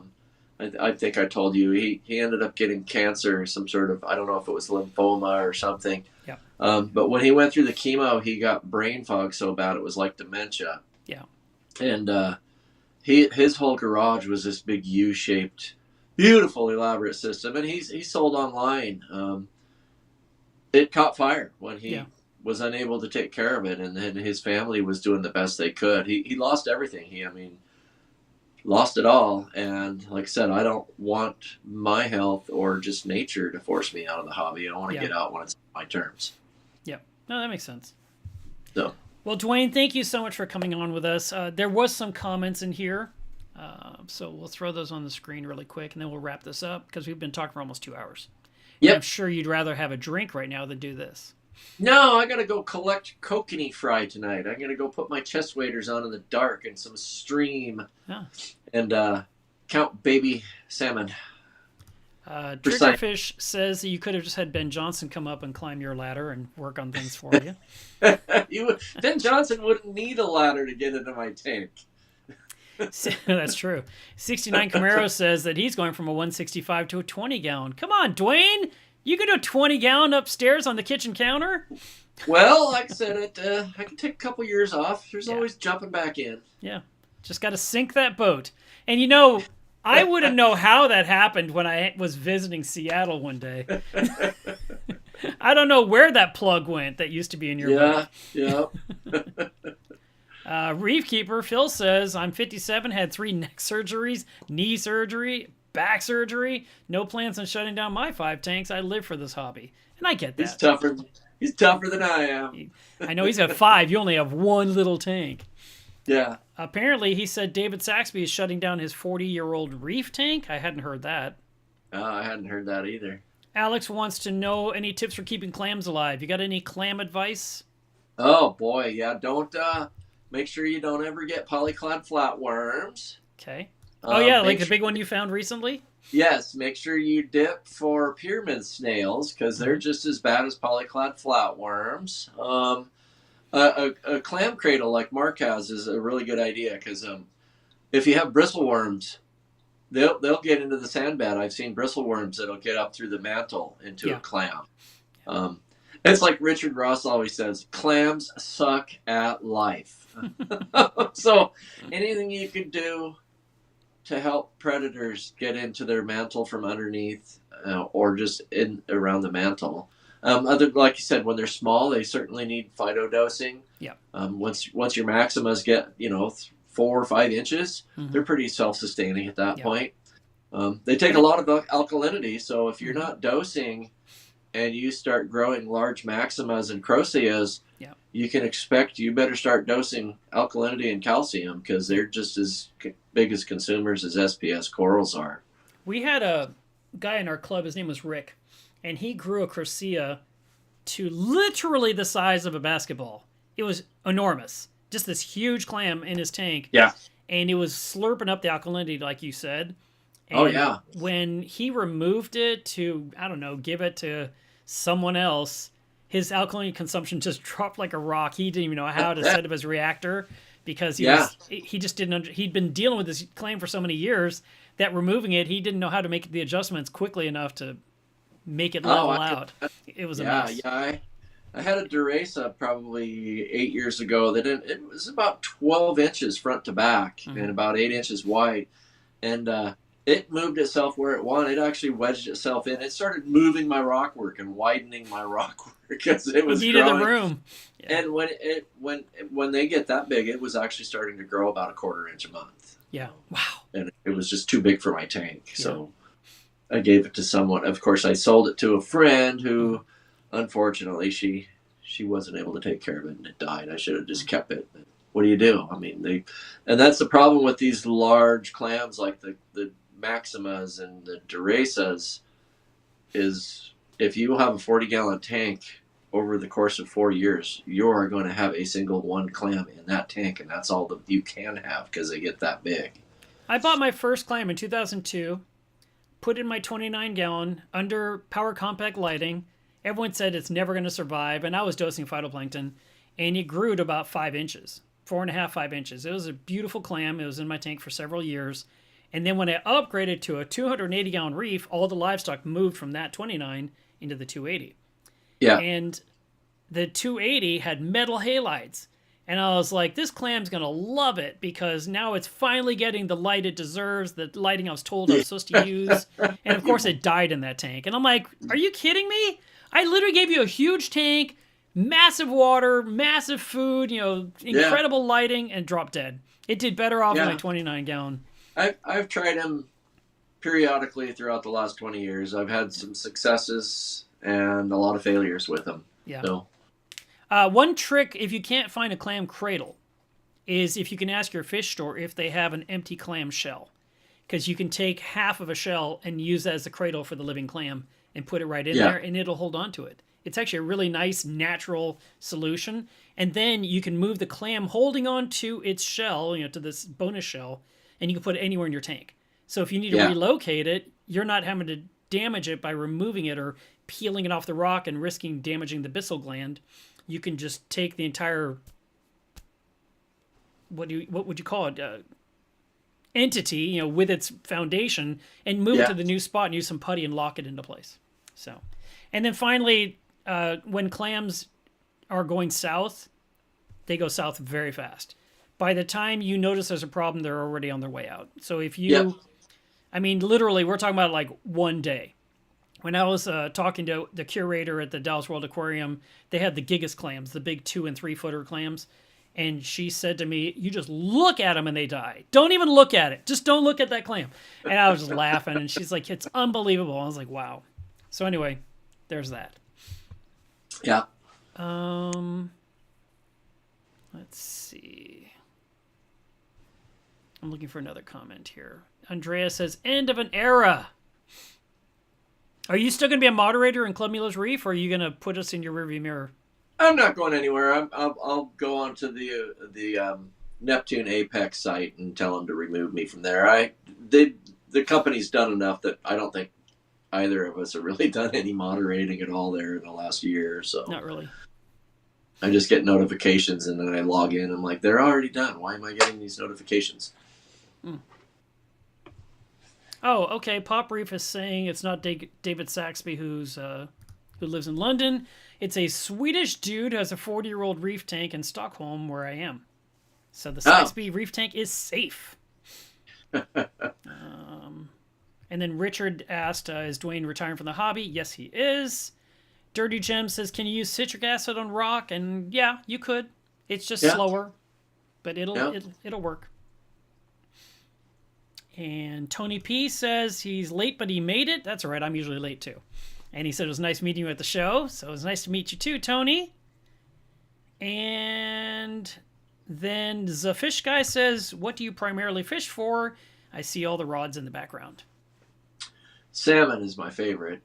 But in the wintertime in Washington, we fish for kokanee, which is a salmonoid species, landlocked salmonoid. They're smaller, similar to sockeye. And then December, we fish for cutthroat trout. Cutthroat trout. Yeah. They sound like a pirate fish. And they got a little red stripe on their lower jawline. All right. So it looks like they're bleeding out of their throats, I guess. Wow. Well, Dwayne, thank you so much for coming on today. Let me jump into this thing I do at the end of the show if I can find my little gizmo here. Maybe I can find it here. Boom. Today is Water Test Saturday. If you have not tested your tank water yet, please do. This is your chance to keep your reef alive. And the more you stay on top of your parameters, the better, because that way, if something's getting out of whack, you can make an adjustment now before the corals start going downhill. Same thing for your fish. Make sure that you're taking good care of them. Keep them fat and happy like Dwayne's, and you will be in this hobby for 20 more years too. Dwayne, I want to thank you so much for coming on. That was great, and I enjoyed this conversation. I'm sure everyone's going to enjoy learning some of the things we talked about today. Well, hopefully they can get some useful information out of it. Like I said, I've had a lot of ups and downs in the last 20 years, that's for sure. So the one thing I'm going to miss most, I think, besides your beautiful pictures of your corals that you would take, every single year, I'm going to miss being able to jump into your Apex and double check some code that you're using. Oh, yeah. Because we're able to share. And so that was very practical for me. And I could just say, how did Dwayne handle that? Or what does he do in this scenario? And of course, once you shut it down, that monster screen is going to evaporate. Oh boy, do you have Richard Ross on your I could add him. I could add him. You need to add him. Okay. He was an Apex noob. I taught him a couple little tidbits of code, I think, and we were using the old Jebo pumps. Mm-hmm. But I taught him a little bit of code, and he looked at my Apex one day, and 6 months later, I was like, "Oh my god, I created a monster."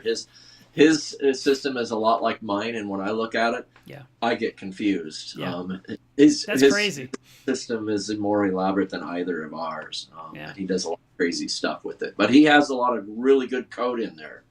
I follow a lot of people in my Apex because I've had to help them with their tanks, and whenever I go check on their stuff, it's always very simplistic, and then yours goes on for like a mile, and mine's kind of large, but not nearly as big as yours, and you're saying Rich is even bigger.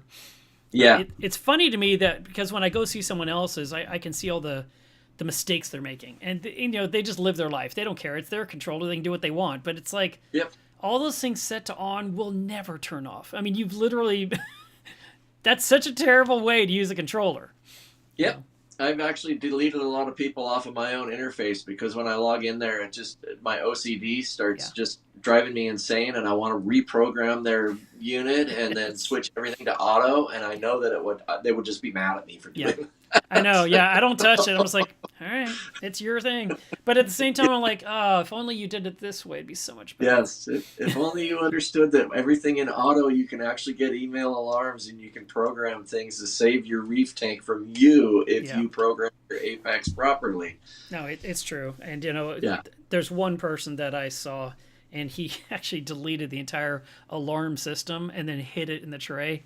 So he has 0 alarms, and I'm just like, why would you? I mean, this is why you have the Apex, to let you know something's wrong. So, yeah. So, all right. Yeah. All right. Well, I better let you go so that I can get ready to go count kokanee babies, little kokanee fry.